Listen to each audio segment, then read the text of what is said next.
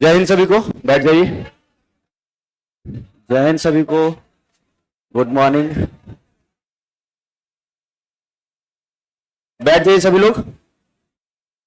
तो हिस्ट्री पढ़ लिया होगा आपने, है ना? नहीं, हिस्ट्री का क्लास हुआ होगा ना कि मंजू सर ने क्लास लिया होगा? हाँ। First of all congratulations all of us कि मनु भाकर हमारे देश के लिए एक ब्रॉन्ज मेडल लेकर के आई, है ना? तो ये बहुत ही खुशी की बात है। और 10 मीटर, है ना, शूटिंग में, है ना, शूटिंग में मनु भाकर जो है पहला ब्रॉन्ज मेडल, और ये पेरिस ओलंपिक 2024 में। तो आप लोगों को भी कोशिश करना चाहिए कुछ ऐसे प्रतिस्पर्धा हो जिसमें आप पार्टिसिपेट करें। एटलीस्ट अगर आप क्रिकेट खेलते हैं या जो भी है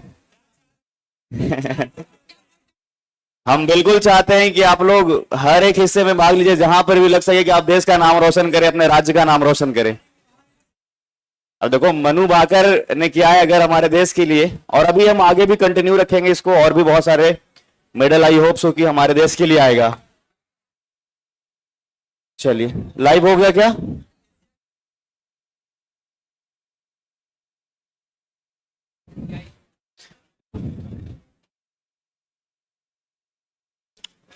तो आज हम लोग मेडिवल बिहार का शुरुआत करने वाले हैं ना। और गुड मॉर्निंग सभी जितने भी लोग ऑनलाइन है, गुड मॉर्निंग सभी को। लाइव हो गया है ना? तो मेडिवल बिहार की तरफ हम लोग चलेंगे, और ध्यान से सब लोग पूरे स्टोरी को सुनिएगा पहले, उसके बाद जो है लिखने का कार्यक्रम चलेगा। मध्यकालीन बिहार,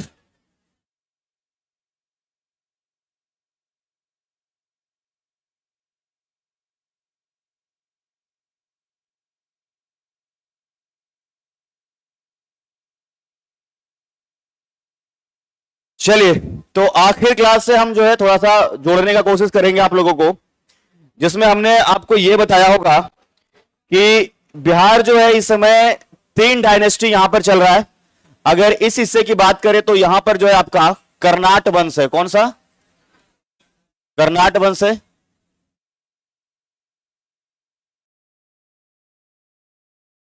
ये मिथिला का क्षेत्र में।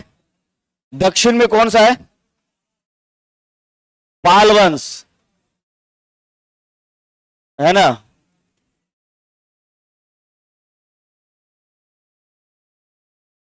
और ये पूरब का जो हिस्सा है इसमें कौन सा वंश है? सेन वंश।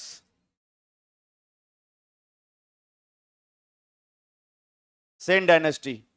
तो ये पूरे बंगाल तक इधर फैला हुआ है, और ये जो पाल है दक्षिण बिहार और साथ साथ कुछ झारखंड के हिस्से, और ये कर्नाटक के विषय में कहा जाए तो उत्तर बिहार और साथ साथ में नेपाल। तो ये 3 डायनेस्टी जो आपको दिख रहा है ये पूर्व मध्यकाल के समय में है, और साथ साथ यही हमारा जो मध्यकाल मेडिवल जो पार्ट है उसके साथ में जोड़ेगा। तो पहला पॉइंट जो आपने पढ़ा होगा मेडिवल इंडिया में भी, कि भारत पे पहले जो है मुस्लिम आक्रमण होना प्रारंभ हुए, और धीरे धीरे जो है अपने एम्पायर को एस्टैब्लिश करने लगे। बात समझ में आई? तो पहले अरबी हुआ। अरबी अटैक जो भी हुए हैं वो बिहार के क्षेत्र में नहीं हुए हैं, लेकिन जब तुर्किश होने लगा, जो तुर्किश जो आपके अटैक रहे वो इंडिया के भी कुछ हिस्से में है और साथ साथ के बिहार के भी कुछ हिस्से में। तो आपने सुना होगा एक तुर्किश अटैक में जो है मोहम्मद गौरी का आक्रमण, गौरी का पहला आक्रमण भारत पर कब हुआ है? मोहम्मद गौरी का भारत पर पहला आक्रमण कब हुआ? ऐसे कैसे चलेगा?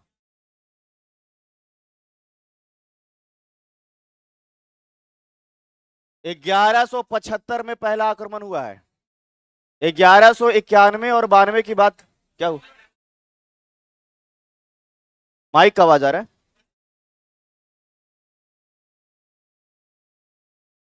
ये देखिएगा थोड़ा, इसका मॉनिटर का इससे ना आवाज आ रहा है, तो ठीक है वो चल जाएगा। तो भारत पे अगर गौरी का पहला आक्रमण कहा जाए तो 1175 में हुआ है, गुजरात के क्षेत्र में। ये सब तो आपको एकदम फिक्स रखना चाहिए था, पता नहीं क्यों आप लोग याद नहीं कर रहे। ठीक है। अहिलवाड़ा, और यहाँ के जो राजा थे भीम द्वितीय, या मूल राज द्वितीय के नाम से जिसे जाना जाता है, उसके बाद तब फिर जो है इनका मेन आक्रमण रहा 1191 और 1192। ठीक है, 1191 और 1192 जो तराइन की पहली लड़ाई है और तराइन की दूसरी लड़ाई, याद आ रहा है कुछ? एकदम सबके सब एकदम शांत है, लग रहा है कि एकदम हम तो कुछ जानते ही नहीं है। हाँ, तराइन की पहली लड़ाई में कौन जीता? पृथ्वीराज, है ना, गौरी की हार हुई थी। और तराइन की दूसरी लड़ाई में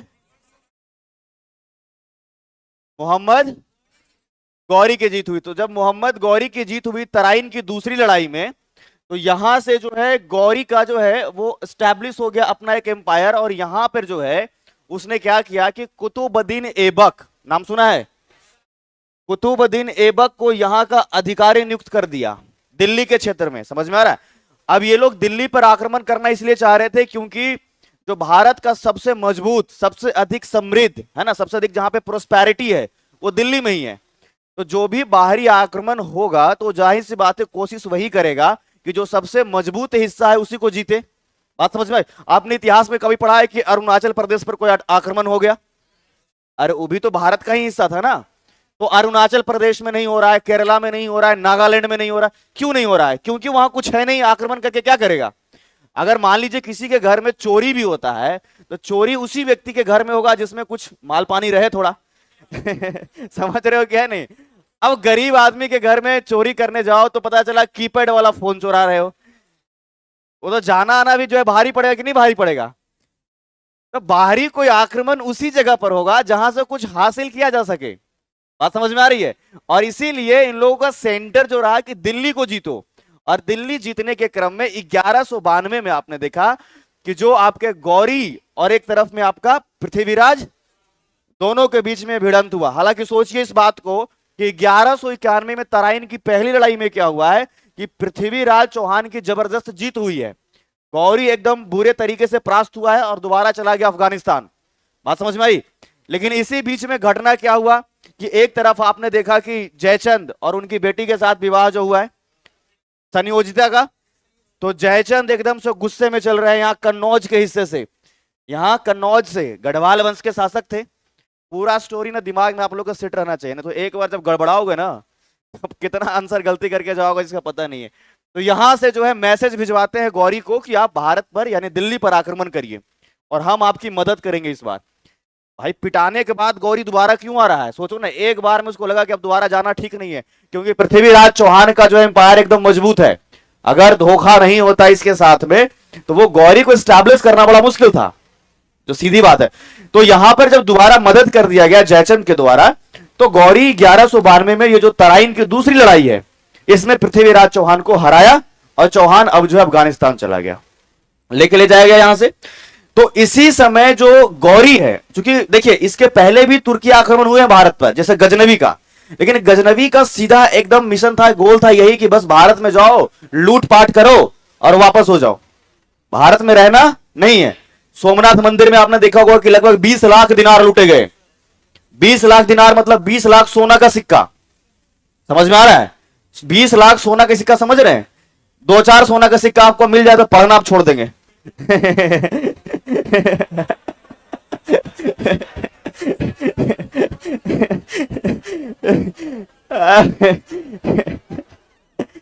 दो चार सोना का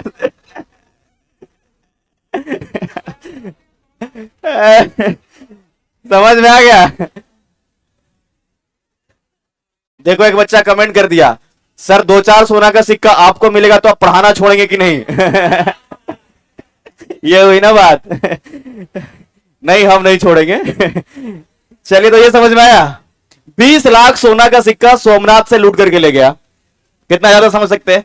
तो वो बस गजनवी यही चाह रहा है कि भारत से लूटपाट करो और अपने ही क्षेत्र में इस्लाम का प्रचार करो। लेकिन गौरी कह रहा है कि हमको लूट करके वापस नहीं आना है, हमको अपने एम्पायर को वहीं इंडिया में स्टैब्लिश करना है। और इसीलिए जो है जब तराइन की दूसरी लड़ाई हुई है तो ये सेकेंड बैटल के बाद क्या हुआ है कि यहां पर उसने एक ऑफिसर, एक अधिकारी को नियुक्त किया है और उसी का नाम है कुतुबुद्दीन ऐबक। इधर आ रही है तो तुम लोग क्या देख रहे हो? इधर हद है यार, इधर हम बता रहे हैं, इधर देख रहे, मतलब एकदम से क्या है, मतलब हद है। देखना इधर है और फिर बाकी एग्जाम में कहेगा कि समझ में नहीं आया। अभी पूछ रहे हैं पीछे क्या स्टोरी, एकदम गायब है। अब हमको समझ में आ रहा है कैसे गायब हुआ। देख लीजिए थोड़ा इधर इसी को। तो यहां पर दिल्ली में जो ऑफिसर है, अधिकारी है, जिसको कि नियुक्त किया गया है, उसका नाम क्या है? एबक। और इसी का एक सहायक सेनापति है, एक आर्मी ऑफिसर है जो पैरेलली, एक तरफ एबक है, इसी का एक पैरेलली जो आपका आर्मी ऑफिसर है, मिलिट्री ऑफिसर है, उसी का नाम है बख्तियार खिलजी। क्या नाम बोला हमने? बख्तियार खिलजी। याद रखिएगा ये नाम। अब चूंकि यहां से जो है आपको समझना है कि कैसे दोनों अलग होता है। तो एक की जिम्मेदारी जो कुतुबुद्दीन ऐबक की है, ये दिल्ली के क्षेत्र में कि आप यहां पर सब कुछ संभालिए, जबकि एक जो बख्तियार खिलजी है, ये आपके बिहार और साथ साथ में बंगाल। दोनों समझ में आ रहा है? दोनों एकदम पैरेलल है, इस तरफ कुतुबुद्दीन ऐबक और इस तरफ बख्तियार। तो एक लाइन जो हमने बोला, कुतुबुद्दीन ऐबक का एक सहायक सेनापति है, या फिर कहिए कि गौरी के अंडर में दोनों ही जो है मिलिट्री पावर जो है दोनों को दिया गया है। और उसमें जो है एक तरफ दिल्ली के क्षेत्र में ये रूल कर रहे हैं ऐबक, और एक तरफ बख्तियार खिलजी। गौरी भारत रुकता नहीं था, क्योंकि आप समझिए कि गौरी बहुत बड़े एम्पायर का मालिक है, जो अफगानिस्तान का गौर सिटी है वहां भी रहता है। बात समझ में आ रहा है? ऐसा नहीं ना कि गौरी बस भारत जीता तो भारत में ही रहेगा, बाकी सब कुछ छोड़ देगा, ऐसा नहीं होने वाला है। तो वो भारत आ रहा है और भारत से जा रहा है, लेकिन ये लोग यहां पे परमानेंट सेटल्ड ऑफिसर्स हैं। अब इसी समय क्या होता है कि आपको यह घटना पता होगा कि 1206 में 1206 इस समय जो है गौरी इंडिया आया है, और इंडिया से वापस जो है अफगानिस्तान गौर जा रहा है। तो यही जाने के क्रम में जो ये हिस्सा आप देखते हो, ये जो पंजाब से पार करने की बात होती है तभी तो इधर अफगानिस्तान जाएगा, है ना। तो यहां पर जो है एक जाति रहता था जिसको खोखर कहते थे। नाम सुना है? खोखर। पंजाब में एक विशेष जाति है, उसका नाम खोखर है। और 1206 में गौरी भारत से अफगानिस्तान जा रहा है, और इसी क्रम में, जिसकी की कल्पना नहीं किया था गौरी ने, सडनली ऐसा होता है कि इन खोखरों ने अटैक कर दिया, और 1206 में ही जो है वो गौरी का जो है मृत्यु हो गया, हत्या कर दिया गया। तो 1206 में जब हत्या कर दिया गया गौरी का, तो सबसे बड़ी समस्या क्या आया कि गौरी तो भाई पूरे एम्पायर का मेन मालिक था सबसे ऊपर में, और उसी के अंडर में इधर ऐबक भी है, बख्तियार खिलजी भी है, आपका यल्लौद भी है, और एक कुबाचा भी है। नाम ही सब सुना सुना लग रहा है। तो ये लोग खुद में ही लड़ गए कि कौन से हिस्से का मालिक कौन बनेगा। कुछ सिंध क्षेत्र में है, कोई गौर सिटी में है, तो कोई आपका यहां पर दिल्ली में है, तो कोई आपका इधर बंगाल और बिहार में है। तो कुतुबुद्दीन ऐबक स्वयं इस बात को कह रहा है, क्या ऐबक क्या कह रहा है कि जो जहां पर है वहीं का राजा बन जाओ। और ऐबक खुद अपने आप को दिल्ली का राजा, दिल्ली का रूलर घोषित कर दिया 1206 में। हालांकि यल्लौद और कुबाचा सबको दिक्कत है इस बात से कि सबसे जो समृद्ध है, प्रोस्पेरिटी जहां सबसे ज्यादा है, सब कुछ एकदम, वो दिल्ली का क्षेत्र है। तो सबको ही चाहता था कि हम दिल्ली के ही राजा बने, और इसीलिए ये लोग लड़ना भी शुरू कर देंगे कि नहीं दिल्ली के राजा हम बनेंगे, हम बनेंगे। ऐबक सीधे तौर पर कह दिया सबको कि जिसको लड़ना है आकर के लड़ लो, लेकिन दिल्ली का राजा केवल और केवल हम रहेंगे। समझ में आ रहा है? मैं जो है रूलर रहूंगा दिल्ली का। तो इसीलिए जिस हिस्से में जो था वहीं रह गया। तो इसी समय ऐबक आपके जो है इधर स्लेव डायनेस्टी का जो है, या कहें गुलाम वंश, स्लेव डायनेस्टी या कहें गुलाम वंश की स्थापना कर लेता है। और इसी समय इधर बख्तियार खिलजी लगातार बिहार और बंगाल को जीतने में लगा हुआ था। तो एकदम सीक्वेंस से इस बात को याद रखिएगा कि 1197 की लगभग घटना है, या कहे 12वीं सदी का अंत। ठीक है, 12वीं सदी का अंत, क्योंकि डेट को लेकर के कई जगह पर 1194 मिल सकता है, या 1198 भी किताबों में मिल सकता है। ठीक है, ये जो 12th सेंचुरी है, इसका जो लास्ट डिकेड है, इसी समय जो है बख्तियार खिलजी, किसका नाम बोला हमने? बख्तियार खिलजी एक एक करके हिस्से को जो है वो अपने अंडर में लेगा। तो सबसे पहले इसके आक्रमण को हम लेकर के चलेंगे जब कर्नाट वंश है, यहां पर कर्नाट डायनेस्टी है। तो हमने एक नाम बताया था कि इस समय जब इनका आक्रमण होता है, तो जो कर्नाट वंश के राजा है कौन है? नरसिंह देव है। ठीक है, लक्ष्मण सेन कौन बोल रहा है? ठीक है, कौन है इस समय कर्नाट डायनेस्टी में? कौन रहेगा?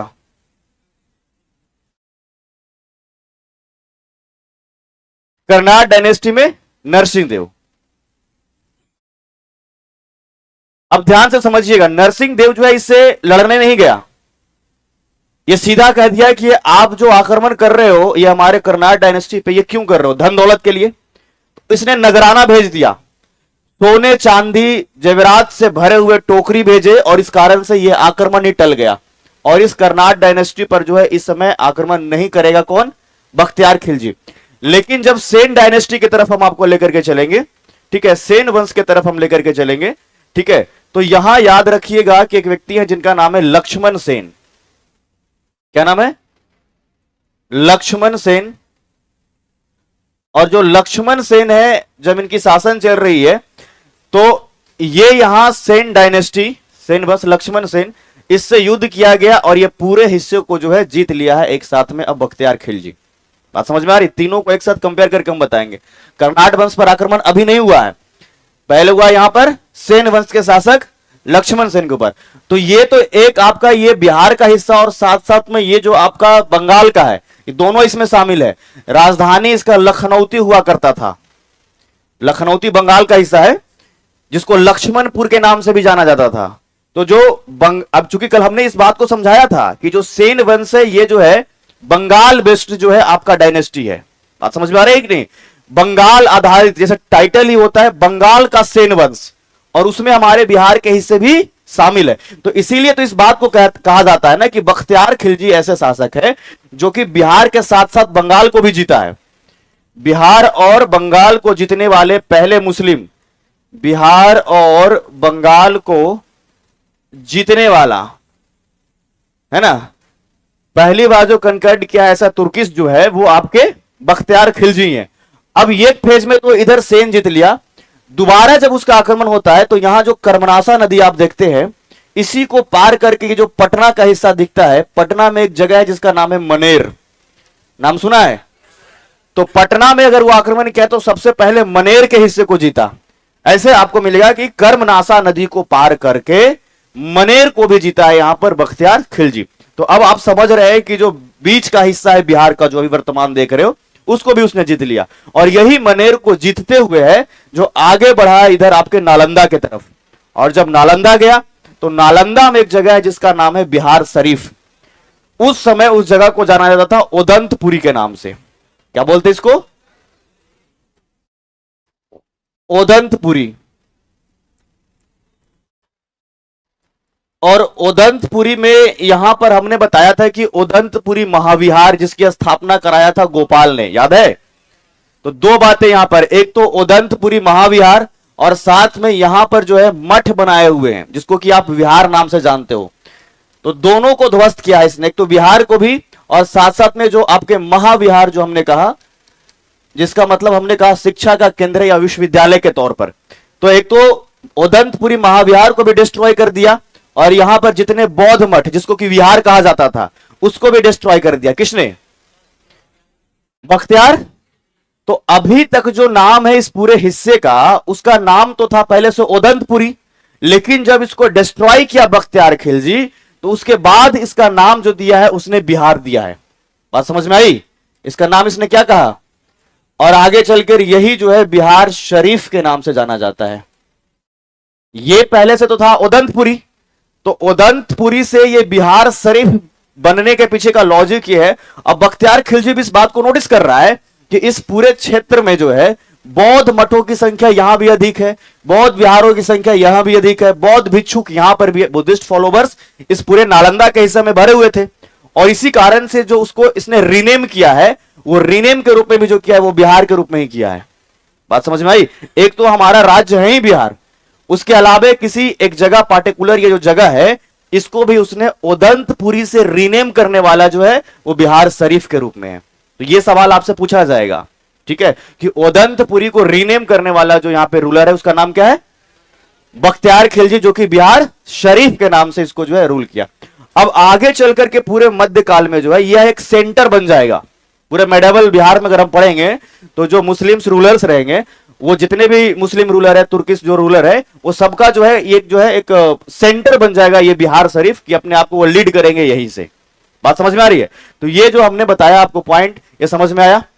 चलिए, तो ओदंतपुरी को एक तो इसने डिस्ट्रॉय किया, उसके बाद हम लेकर चलेंगे आपको नालंदा विश्वविद्यालय। तो नालंदा में इस समय इसकी स्टोरी यह है कि बख्तियार खिलजी जब लगातार इस पूरे क्रम में, जीतने के क्रम में, नेपाल में लड़ाई करने चला गया, जो बिहार से आप उत्तर में देखोगे ये जो नेपाल का हिस्सा है, तो नेपाल में जो है इसका स्ट्रगल का फेज चल रहा है जीतने को लेकर के, और इसी समय जबरदस्त घायल हो गया। समझ में आया? जबरदस्त घायल हुआ बख्तियार खिलजी, और ऐसा बीमार पड़ा कि इसके हकीम जो है वो कोई काम नहीं आ रहे थे, मतलब इलाज करवा रहा था लगातार लेकिन ये ठीक नहीं हो रहे थे। तो इसी क्रम में इनको बताया गया इस बात को कि आप नालंदा विश्वविद्यालय जाइए और वहां के जो वैद्य हैं वो वैद्य आपको ये फिक्स है कि ठीक कर ही देंगे, क्योंकि नालंदा में जो पढ़ाई हो रही है तो बौद्ध धर्म की शिक्षा दी जा रही है ना। उसके अलावा यहाँ पर वैद्य लोग भी काफी हैं जो जड़ी बूटी और तमाम अपना जो है लगा करके और इलाज भी करते हैं। तो नालंदा में यहां पर कहा गया कि नालंदा विश्वविद्यालय आप जाइए, वहां के वैद्य से मिलिए, और जाकर के यहां जब मिला तो वाकई कुछ महीने में जो है ये ठीक भी हो जाता है बख्तियार खिलजी, और अब उसका नजर प्रॉपर पड़ गया है नालंदा विश्वविद्यालय के ऊपर। तो हिस्टोरियंस जो इस बात को कहते हैं कि कहीं ना कहीं उनके मन में थोड़ा ईर्ष्या की भावना आ गया, ठीक है, कि हमसे आगे ये लोग कितना, मतलब समझ रहे, किसी विश्वविद्यालय का को अगर कोई डिस्ट्रॉय कर रहा है इसका मतलब क्या है? जैसे राजा को हराना तो समझ में आता है, राजा से अपने साम्राज्य को छीनना तो समझ में आता है, लेकिन किसी यूनिवर्सिटी, किसी कॉलेज, किसी इंस्टीट्यूट को अगर आप नुकसान कर रहे हैं, मतलब आपका मनसा जो है दूसरे तरीके से हो गया है कि आप जो वहां का शिक्षा व्यवस्था है, जो कल्चर है, उसको आप नष्ट करना चाह रहे हैं। जैसे मान लीजिए कि अगर दिल्ली में जीता गौरी ने और इस हिस्से में राजा बना, तो वहां तक के जो राजा बनना था वो तो ठीक था, लेकिन अगर अब स्टूडेंट्स हैं उसके ऊपर आप जो है क्रश कर रहे हैं किसी प्रकार से उसको, तो ये कहीं ना कहीं जो आप कल्चर को मिटाने वाली बात है, ये आप करने वाले हैं। तो बख्तियार खिलजी जो है, बख्तियार खिलजी के मन में कहीं ना कहीं ये मनसा रहा होगा कि हमसे आगे ये सब कैसे है, और इसीलिए कई किताबों को यहां से निकाला गया, और निकालने के बाद जो है पूरा इस नालंदा विश्वविद्यालय को ध्वस्त किया गया, डिस्ट्रॉय किया गया, है ना। और ऐसा कहा जाता है कि ये 6 महीने तक जो है ये विश्वविद्यालय जलते रहा, इसमें आग ऐसी लगी थी कि 6 महीने तक ये विश्वविद्यालय लगातार जलते रहा। तो नालंदा विश्वविद्यालय को ध्वस्त करने वाला भी कौन है? बख्तियार। इसको डिस्ट्रॉय किसने किया? बख्तियार खिलजी, बख्तियार खिलजी। इसके अलावा एक जगह का आपने नाम सुना होगा, बख्तियारपुर, नाम सुना है? कहां है? बख्तियारपुर शहर की जो स्थापना ही किया है, इस शहर की स्थापना जो है वो किया गया था बख्तियार खिलजी के द्वारा ही। जो बख्तियारपुर अभी आप दिखता है ना आपको, ये किसके द्वारा स्टैब्लिश्ड है? बख्तियार खिलजी। ये भी खिलजी डायनेस्टी में हम नहीं आए हैं, बस इसके नाम में ये खिलजी टाइटल है। बात समझ में आ रही है कि नहीं आ रहा? एक तरफ दिल्ली में अभी जो है गुलाम वंश अब चलेगा, और इसी तरफ जो है पैरेलली ये बिहार के क्षेत्र में ये सारा कांड हो रहा है, क्योंकि 1197, 1198, 1302, तो सॉरी 1202, तो ये जो समय चल रहा है, इस तरफ जो है आपके बख्तियार खिलजी और एक तरफ अपने आप को स्टैब्लिश करेंगे कुतुबुद्दीन ऐबक।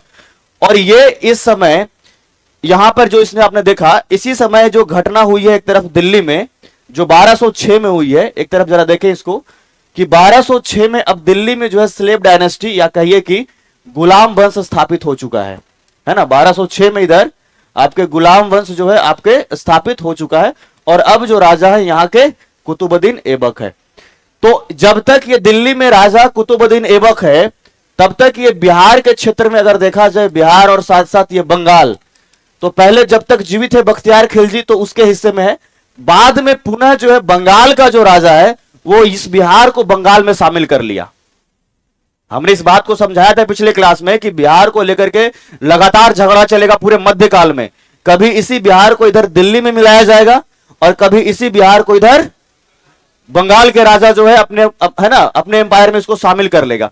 तो बख्तियार खिलजी के मरने के बाद ये बिहार फिर से बंगाल में मिल गया, अब दिल्ली का हिस्सा नहीं है, और अभी तक शामिल भी नहीं हुआ था क्योंकि सल्तनत ये स्थापित 1206 में हुआ है। 1206 में स्थापित के बाद जब तक ऐबक है तब तक कुछ नहीं। एक शासक आगे बनेंगे जिनका नाम है इल्तुतमिश। नाम सुना है कि नया लग रहा है? हाँ, पूछना पड़ता है भाई आप लोगों से। इल्तुतमिश जो है दिल्ली सल्तनत का और खास करके स्लेव डायनेस्टी में गुलाम वंश में ऐसा पहला शासक है जिसने बिहार को जो है दिल्ली सल्तनत में मिलाया है। इस लाइन को ऐसे याद रखिए, इल्तुतमिश है ना, दिल्ली सल्तनत का पहला सुल्तान है, दिल्ली सल्तनत का पहला सुल्तान है या पहला शासक है जिसने बिहार को दिल्ली का हिस्सा बनाया या फिर दिल्ली सल्तनत का हिस्सा बनाया। यह प्रश्न जो है आपके लिए एक इंपॉर्टेंट बनता है कि दिल्ली सल्तनत में शामिल करने वाले पहले शासक कौन है, बिहार को दिल्ली सल्तनत में शामिल कौन है। तो ऐसा भी नहीं है कि अब इल्तुतमिश बिहार में ही रहेगा, क्योंकि आप समझिएगा उसका मेन सेंटर दिल्ली ही रहेगा, बस बिहार के हिस्से में अब उसका जो है साम्राज्य हो गया है, अब वो जो है रूल भी करेगा बिहार के क्षेत्र में भी।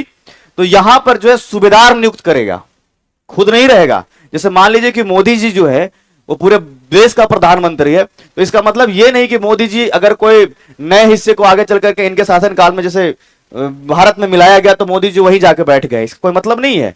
वो तो उनका जो सेंटर दिल्ली है वो सेंटर दिल्ली में ही रहेंगे।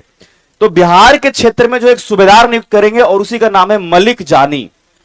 क्या नाम है, यहां पर जो है एक सूबेदार नियुक्त किया गया है, बिहार में एक सूबेदार नियुक्त किया गया है और सूबेदार का नाम है मलिक जानी। क्या नाम है, तो इसको ऐसे ही आपको याद रखना है कि जो सूबेदार है आपका मलिक जानी। अब यह भी आप समझ सकते हैं कि दिल्ली सल्तनत का यह पहला सूबेदार भी होगा जो बिहार में नियुक्त किया जाएगा। इसको अपॉइंट किया गया किसके द्वारा, इल्तुतमिश के द्वारा। तो दोनों में ही फर्स्ट आएगा, Iltutmish was the first ruler who conquered Bihar and added in Delhi Sultanate, पहला लाइन। दूसरा इसमें यह समझ लीजिएगा कि मलिक जानी वाज द फर्स्ट सूबेदार who was appointed by Iltutmish. दोनों में ही पहली बार है, सूबेदार भी दिल्ली सल्तनत का पहला मलिक जानी बनेगा क्योंकि पहली बार मिलाया ही गया है आपके इल्तुतमिश के द्वारा। याद रहेगा, ये इंपॉर्टेंट है, ये प्रश्न जो है पूछा भी गया है और आगे पूछा जा। हालांकि अभी पिछले 1-2 वर्ष में मेडिवल बिहार से प्रश्न ना के बराबर ही रहा है, उसके पहले कभी 1 प्रश्न, कभी 3 प्रश्न, कभी 2 प्रश्न। हाँ, लेकिन लास्ट ईयर में जो ऑप्शंस दिए हुए थे उसमें जो है आपके चेरो डायनेस्टी, नुहानी, ऐसे जो है आपके वर्ड थे, तो उससे आपको थोड़ा ऑप्शन को इलिमिनेट करने में थोड़ा सा आपके लिए फायदा रहेगा। याद हो गया ये। तो इल्तुतमिश, आगे बढ़ेंगे तो इसी स्लेव डायनेस्टी में ही एक शासक बनता है जिसका नाम है बलबन। ये भी नया नहीं लग रहा है ना, हाँ। बलबन ने एक ईरानी प्रथा अपनाया था, बताइए क्या नाम था, सिजदा और पैबोस, है ना। मतलब ये सब आपके लिए इंपॉर्टेंट बनता है, सब भूलना नहीं है एकदम से एग्जाम तक। रक्त एवं लौह की नीति भी इसने अपनाई है, जिल ए इलाही नबायत ए खुदाई। ईश्वर जो होते हैं उसी का छाया होता है जो सुल्तान होता है ना। चालीसा को खत्म भी इसने किया होगा। तो बलबन जो है इसके शासन काल में जो गया दिखता है बिहार का, ये गया जो है इसको हिस्सा बनाया गया दिल्ली सल्तनत का। और इसी समय गया के एक राजा थे जिसका नाम था वनराज, ठीक है, इसका राजा ही था। तो वनराज के शासन काल में ही जो है ये गया को जो है बलबन ने मिला लिया था जो है आपका दिल्ली सल्तनत में। तो ये आपका गया का हिस्सा जो दिख रहा है, ठीक है, गया पर अटैक किया और गया को जो है ऐड कर लिया है दिल्ली सल्तनत में। शासक कौन है, बलबन ने गया के क्षेत्र को दिल्ली सल्तनत का हिस्सा बनाया। अब लगातार जितने भी शासक हम बताएंगे, चाहे गुलाम वंश, खिलजी वंश, तुगलक का या सैयद का या लोधी का, हमेशा से बिहार के साथ एक ही समस्या है, ये बार बार जो है इसको दिल्ली सल्तनत में मिलाया जाएगा और फिर जो है जब कोई कमजोर शासक दिल्ली का आएगा तो ये जो बिहार है वो बंगाल का हिस्सा बन जाएगा। बात समझ में आ रही है, जब भी कोई कमजोर शासक आएगा, क्योंकि अभी हम बार बार आपको बताएंगे कि बिहार को जीता, बिहार को जीता। अब सोचिए ना कि बार बार ये लोग बिहार के क्यों जीत रहे हैं, क्योंकि आखिर जीत रहे हैं, फिर कोई कमजोर शासक आया दोबारा बंगाल में शामिल। बात समझ में आ रही है। इवन कि मॉडर्न टाइम तक भी आप देखिए कि बंगाल प्रेसिडेंसी का हिस्सा बिहार है। 1912 तक के, 1911 की घोषणा और 1912 तक के जो है वो बिहार किसका हिस्सा है, बंगाल का हिस्सा है। तो बिहार के साथ तो सीन ही ऐसा हो रहा है कि बार बार जो है ये जाकर के सेंटर को मान ही नहीं रहा है दिल्ली, दोबारा बंगाल, दोबारा बंगाल। तो बलबन जो है इसने गया के हिस्से को मिलाया था, गया के हिस्से को जीता था। और इस समय जो यहाँ के राजा थे उसका नाम क्या था? क्या नाम था? वनराज नाम था। बलबन के समय में इस पूरे प्रदेश में एक बड़ा जबरदस्त विद्रोह हुआ था, जो बंगाल और बिहार का क्षेत्र सम्मिलित है। ठीक है, यहां पर एक व्यक्ति है जिसका नाम है तुगरील खान। तुगरील खान। तो तुगरील खान ने विद्रोह कर दिया था, ठीक है, बलबन के शासनकाल में, और बड़ा जबरदस्त विद्रोह हुआ था। ठीक है, बलबन के शासनकाल में बंगाल के एक शासक है जिसका नाम है क्या? तुगरील खान। और इसने विद्रोह क्या कर दिया कि दिल्ली सल्तनत से कंप्लीटली स्वतंत्र रहेगा ये पूरे बिहार और बंगाल का क्षेत्र पूरा एकदम। तो बलबन पहले अपने सैनिकों को भेजा, एक बार, दो बार, तीन बार, टोटल 4 बार अभियान चला था। और अंत में खुद चौथा बार जो है बलबन को लड़ने आना पड़ा। तब जाकर के तुगरील खान को जो है इसने यहां पर पहले तो हराया, गिरफ्तार किया, और बाद में जो है इसको दिल्ली ले जाया गया, बाद में इसको मार दिया गया, तुगरील खान। तो ये प्रश्न जो है पूछा हुआ है कि बलबन के शासनकाल में बंगाल क्षेत्र में एक विद्रोह हुआ था, विद्रोह करने वाला व्यक्ति कौन है?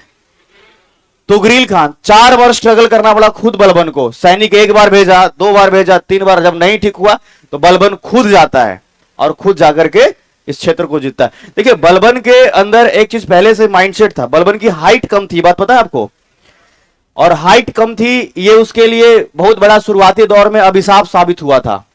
एकदम शुरू से ही अगर कहे कि जब इल्तुतमिश जो है वो बलबन को खरीदने गया था तो बलबन को कोई खरीद नहीं रहा था गुलामों के बाजार में, तो बलबन ने कुछ ऐसा कहा कि हम पे रहम करिए, हाइट कम है ना। जैसे कोई भी गुलाम को खरीदने का मतलब क्या होता है कि गुलाम जो है एकदम से स्ट्रांग होना चाहिए। गुलाम मतलब ये मत समझिए कि लोग पैर दबाने के लिए रहेगा, नहीं नहीं नहीं, कोई काम कर। गुलाम कहने का मतलब है कि जो अपना जो है मिलिट्री में एक बेहतर अपना योगदान दे सके। मतलब कहीं अगर हम किसी अभियान के लिए जा रहे हैं, कहीं जीतने के लिए जा रहे हैं, तो वैसे में जो है अपना एक महत्वपूर्ण योगदान दे सके। तो बलबन हाइट से बहुत छोटा था, इसलिए इल्तुतमिश जब इसको खरीदने गया तो बड़ा रिक्वेस्ट कर रहा है बलबन कि भाई हमको शामिल कर लीजिए, कम पैसे ही दीजिए। लेकिन इसके पास बुद्धि इतना अधिक था बलबन के पास में कि हाइट कम होने के बावजूद भी सोचे कि कोई कल्पना नहीं किया था कि जिस गुलाम को खरीदा जाएगा इतने बड़े एम्पायर का मालिक बनेगा एक बार। समझ रहे कि नहीं समझ रहे बात को? तो बलबन जो है, एक तो पहला ये कि इसका हाइट कम है, दूसरा है कि ये चालीसा का मेंबर रहा था पहले। तो चालीसा तुर्क के चहलगानी का जब मेंबर था, और उसके बाद जब राजा बना तो चालीसा के मेंबर खुद इस बात को मानने के लिए तैयार नहीं हो रहा है कि तुम राजा जैसे हो। आप समझिए कि आप ही के मित्र लोग हैं और उसमें 4-5 लोग आप लोग पढ़ रहे हैं एक साथ में, और एक को जब नौकरी लग जाता है तो वो कहाँ पढ़ेगा, वो कुछ पढ़ता ही नहीं था, वो तो बहुत दिन भर खेलते रहता था, घूमते रहता था। लेकिन नौकरी लग जाने के बाद थोड़ा सा ना आपका माइंड इस चीज को एक्सेप्ट जनरली नहीं करता है, तुरंत नहीं करता एक्सेप्ट कि वो भी तो हमारे तरह था, उसका नौकरी लग, इतना पढ़ता थोड़े था। तो बलबन के साथ इस सिचुएशन क्रिएट हुआ कि 40 के लोग उसको राजा बनने के लिए, राजा जब बन गया तो मानने को तैयार ही नहीं होते थे। आखिरकार ये सिजदा पैबोस लगाने की जरूरत बलबन को क्यों पड़ा? ऐसा ईरानी प्रथा इतना भारी भरकम कि पहले दरबार में तुम आओ तो पहले सर झुका करके सलाम करो, उसके बाद राजा को जो है पैर के अंगूठे को चूमो दंडवत लेट करके। बात समझ में आ रही है? तो वही 40 के लोग जो पहले हंस रहे थे इसके ऊपर, समझ में आ रहा है कि हंस रहे, अरे तुम राजा क्या बनोगे, और उसके लिए सिजदा पैबोस, मतलब सिजदा मतलब सर झुका करके सलाम करना। आपने वो गाना नहीं सुना सजदा तेरा? तो वो उसका मतलब यही है कि सर झुका करके तुमको सलाम कर रहे हैं। और उसके बाद पैबोस का मतलब एकदम दंडवत लेट जाना और राजा के पैर के अंगूठे को चूमना और तब जाकर के दरबार में बैठना। तो ऐसा कठोर नियम आखिर क्यों? इसीलिए तो अपनाना पड़ा। हालांकि फिर भी बहुत लोग मजाक में ले रहे थे, तो उनका जो दूसरा वाला टेक्निक था, रक्त एवं लौह की नीति, समझ में आ रहा है कि अगर एक भी गुस्ताखी किया तो मेरा लोहा और तुम्हारा गला, मतलब सीधे लोहा का मुलाकात सीधा सीधा लाल रंग से होगा। बात समझ में आ रही है? तो रक्त एवं लौह की नीति इस कारण। तो बलबन के साथ में यह हुआ कि उसको बहुत स्ट्रगल करना पड़ा अपने आप को एकदम मजबूत करने के लिए, स्टेबल करने के लिए। और इस समय बिहार के समय में जब ये तुगरील खान का जो संपूर्ण बंगाल और बिहार का आक्रमण हुआ है, विद्रोह हुआ है, रिवोल्ट हुआ है, तो इस टाइम पे पहले उसने मार्च भेजा, अभियान भेजे कुछ लोगों को, लेकिन जब नहीं संभला तो अंत में बलबन खुद आया। और बलबन आने के बाद क्या करता है, इस पूरे हिस्से को जीतता है। तो बलबन के शासन काल में तुगरील खान का रिवोल्ट हुआ है। किसका हुआ है? तुगरील खान का जो है विद्रोह हुआ है, इसको आपको याद रखना है। अब जो है आपके अगर देखा जाए तो ये स्लेव डायनेस्टी या कहे गुलाम वंश से ज्यादा और विशेष जो है बिहार में नहीं जानना है। जब खिलजी वंश का शासन काल चलता है आपको, खिलजी डायनेस्टी, तो इसमें याद रखना है कि एक शासक बने अलाउद्दीन खिलजी, है ना। कौन बने? अलाउद्दीन खिलजी। और अलाउद्दीन खिलजी के विषय में कुछ बातें तो आप पहले से जान रहे हैं कि वो कितना क्रूर शासक है। तो अलाउद्दीन खिलजी के मन में फिर से यह बात आया है कि बिहार को जो है दिल्ली सल्तनत में मिलाया जाए। अब देखिए, बल बन गया, बल के बाद जो शासक हैं, कोई में समझ लीजिए कि उतनी योग्यता नहीं है। अगर ऐसे भी आपने गुलाम वंश पढ़ा होगा तो बलबन के बाद कोई मजबूत शासक ही नहीं है इस डायनेस्टी में, है ना। कि उमर तो लास्ट में ऐसा है, क्योंकि बाद जो ऐसा था, छोटा सा बच्चा था, उसको मार करके जलालुद्दीन खिलजी जो है वो खिलजी डायनेस्टी बनाता है। तो जब दोबारा अलाउद्दीन खिलजी बनता है तो वो देखता है कि बिहार अलग कैसे रह सकता है दिल्ली सल्तनत से, बिहार को मिलाओ दिल्ली सल्तनत में, मतलब बिहार फिर से बंगाल का हिस्सा हो गया होगा। ये तो वही वाली कहानी है, जैसे मान लीजिए किसी एक पशु को जब आप पालते हैं और उसको कई बार चोरी कर लिया जाता है, गांव में ऐसे वैसे सिचुएशन बहुत होते हैं, तो 10-15 दिन रखा, जब उसको छोड़ा तो फिर से अपना मालिक के पास, जब छोड़ रहा है तो दोबारा अपना मालिक के पास। बिहार के साथ ऐसे ही सिचुएशन थे और बिहार के लोग एक्चुअल में रहना चाहते थे बंगाल के राजा के साथ में ही, क्योंकि ये लोग थोड़ा सॉफ्ट नेचर के थे, चीजें मैच कर रही थी पहले से। वो दिल्ली सल्तनत में बार बार इसको तोड़ मरोड़ करके बनाया जाता था, बार बार उसको शामिल किया जाता था। अभी तो और भी कई ऐसे डायनेस्टी बताएंगे हम, जैसे नुहानी जब आएगा जौनपुर के क्षेत्र में, तो एक से एक राजा आएगा। बिहार खुद इस बात को लेकर के बहुत परेशान है, बिहार भी सोचता होगा इस बात को कि चाहे तो इधर रख लो चाहे तो इधर रख लो, एक तरफ तो सेटल करो कम से कम। ये रोज तुम लोग मारकाट करते हो, कभी चौसा में, कभी कन्नौज में, कभी जौनपुर में, है कि नहीं? समझ रहे हो कि नहीं समझ रहे हो? नीतीश कुमार इससे प्रभावित हुए अच्छा, पलटी मारने वाले सिचुएशन में अच्छा ये बात है, तो पलटी मारने वाले सिचुएशन में तो अलाउद्दीन खिलजी ने एक व्यक्ति को बिहार भेजा और उसका नाम है मोहम्मद इस्माइल। क्या बोला हमने? मोहम्मद इस्माइल। तो ये जो आपके मोहम्मद इस्माइल है, ये पूरा एक टोली लेकर के, अपना सेना को लेकर के बिहार पहुंचता है। किसने भेजा इसको? अलाउद्दीन खिलजी ने। किसने भेजा? अलाउद्दीन खिलजी ने मोहम्मद इस्माइल को भेजा है, और यह भेजा जो है आपको दरभंगा। कहां भेजा? और दरभंगा के जो राजा है इस समय है शक्र सिंह। दरभंगा का जो राजा है यहां पे शक्र सिंह। क्या नाम बताया हमने? तो ध्यान से समझिएगा। देखो, हम केवल बिहार वाला ही बताएंगे, हम ये पूरा मान करके चल रहे हैं कि आप इंडियन वाला उधर सब दिमाग में सेट होगा आपका। कम से कम अलाउद्दीन खिलजी बता रहे तो दिमाग में तो चल रहा है ना कि खिलजी डायनेस्टी है। हाँ, कितने लोगों को याद है कि ये पांचों डायनेस्टी का कालखंड या टाइम पीरियड क्या रहा है? कितने लोगों को याद है? बस ऐसे कैसे चलेगा बाबू भैया, बताइए। ऐसे चलने वाला नहीं है। दिल्ली सल्तनत में कितने वंश रहे थे? हाँ, इधर याद ही नहीं रहेगा तो उधर हम मैच कैसे करवाएंगे आपको, बताइए। पता ही नहीं चल रहा है कि क्या चल रहा है। पहला कौन था आपका? गुलाम वंश, है ना। ये रहा आपको 1206 से 1290, 1206 से 1200। उसके बाद आपका रहा है खिलजी डायनेस्टी,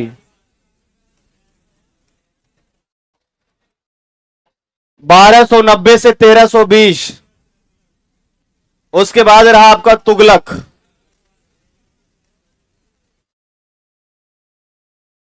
और ये रहा 1320 से लेकर के 1414 तक। और उसके बाद आपको रहा है सैयद, और ये रहा 1414 से 51 तक के। और उसके बाद रहा आपका लोधी। ठीक है, और ये रहा 51 से लेकर के 1500। मध्यकाल के दो फेज हैं। पहला जो है दिल्ली सल्तनत ठीक है, मेडिवल में पढ़ते हैं, पहला दिल्ली सल्तनत और दूसरा मुगल काल। इसको जब आप याद ही नहीं रखोगे तो हम बताएं कैसे कि कब किसका समय चल रहा है। और मुगल काल में पहले रहे आपके बाबर 1526 से लेकर 1530 तक। उसके बाद रहे हुमायूं 1530 से 1540। ठीक है, अब बीच में लग जाएगा ब्रेक, मुगल डायनेस्टी में बीच में ब्रेक लगेगा और आएगा सूरी वंश, सूरी डायनेस्टी 1540 से लेकर के 55 तक। और उसके बाद हुमायूं दोबारा राजा बनेगा एक वर्ष के लिए 1555 से 1556 तक। हुमायूं के बाद आएंगे आपके 1556 से 1605।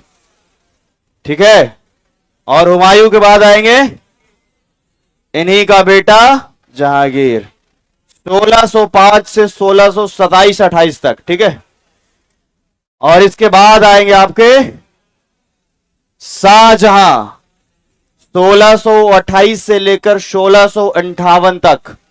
और तब आएगा आपका औरंगजेब 1658 से लेकर 1700। तो ये मेंटली फिट एक तरफ आपका रहेगा, तभी तो हम बिहार बताएंगे ना, भूल जाते हैं। टाइम तो याद रखना ही। अब जैसे कई बार जब आप रिवीजन करेंगे तभी याद रहेगा। अब सोचिएगा कि यहां केवल लिख लें, लिखने के बाद याद रह जाए, तो वैसे तो नहीं होने वाला है। सबसे पहले कौन सा है? गुलाम 1206 से 1200, 1290 से 1320 तक के खिलजी। तुगलक 1320 से 1400 और सैयद 1414 से लेके 51। फिर लोधी डायनेस्टी 51 से 1500 और इसी समय पानीपत का पहली लड़ाई 1526। तो एक तरफ आपके इब्राहिम लोधी और एक तरफ बाबर, और एक जबरदस्त जंग पानीपत में। और इसी लड़ाई के बाद आपने देखा कि मुगल वंश की, मुगल डायनेस्टी या मुगल काल की जो है शुरुआत होती है बाबर के द्वारा।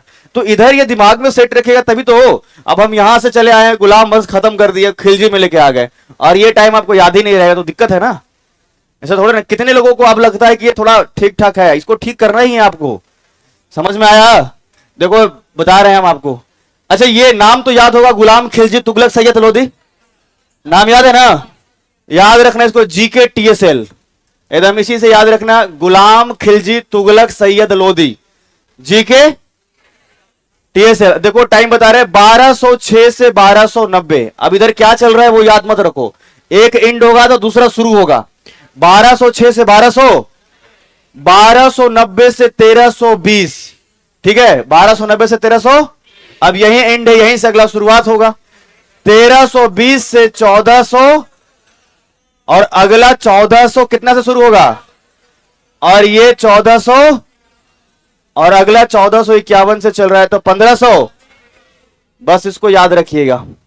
ठीक है, कि 1206 से 1290, 1290 से 1320, 1320 से 1400, फिर उसके बाद 1451, उसके बाद 1500।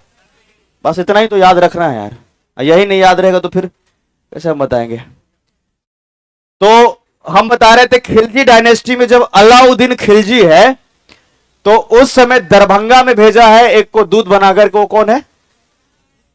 मोहम्मद इस्माइल। नाम क्या होता है? हमने अब मेडिवल हिस्ट्री पढ़ रहे हैं तो नाम तो ऐसे ऐसे ही आपको मिलेंगे। हमने कहा ना कि मेडिवल में तो कम से कम कई नाम ऐसे मिलेंगे जिसमें कि आपको नींद आएगा, और इतना जबरदस्त नींद आएगा कि आप याद नहीं रख पाएंगे। बहुत दिन के बाद अब क्लास आए क्या? नहीं, मिनहाज सिराज एक किताब लिखा था, कोई नहीं बताना दूसरे को, क्या था किताब का नाम? हाँ, इसमें पहली बार बताया, बैठ जाइए, इसमें पहली बार बताया गया कि बिहार जीतने वाला बख्तियार। तो नींद से जागिएगा तब ना मोहम्मद इस्माइल भी याद रहेगा। तो अलाउद्दीन खिलजी ने मोहम्मद इस्माइल को भेजा, और इस समय दरभंगा का राजा कौन है? तो पहला बार जब यहां आया तो सक्र सिंह जीत गया और मोहम्मद इस्माइल हार गया। बात समझ में आई?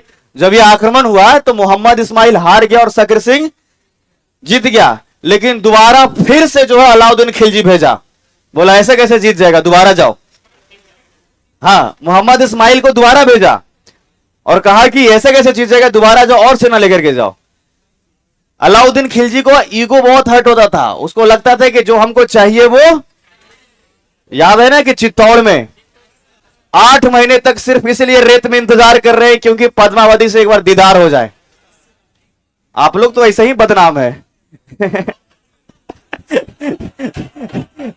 आप लोग तो ऐसे ही, आप कहीं किसी घर का चक्कर 2-4 दिन लगा दीजिएगा तो आपका पूरे उस क्षेत्र का मतलब अंतर्राष्ट्रीय स्तर का जो है घोषित किया जाएगा कि आप एकदम से लंपट व्यक्ति है ये राजा कितना महीना, 8 महीना इंतजार कर रहा है।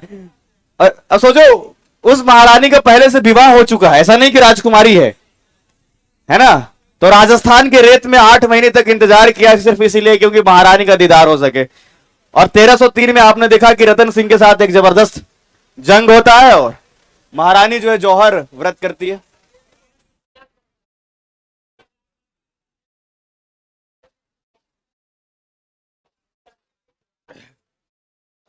तो अलाउद्दीन खिलजी बहुत यंग एज में राजा बन गया था अपने चचा जान का हत्या करके, इसीलिए उसके अंदर ना वो जो गुस्सा एक होता है यंग एज में जो 20-25 की उम्र में, ठीक है, तो वो बहुत ज्यादा होता है।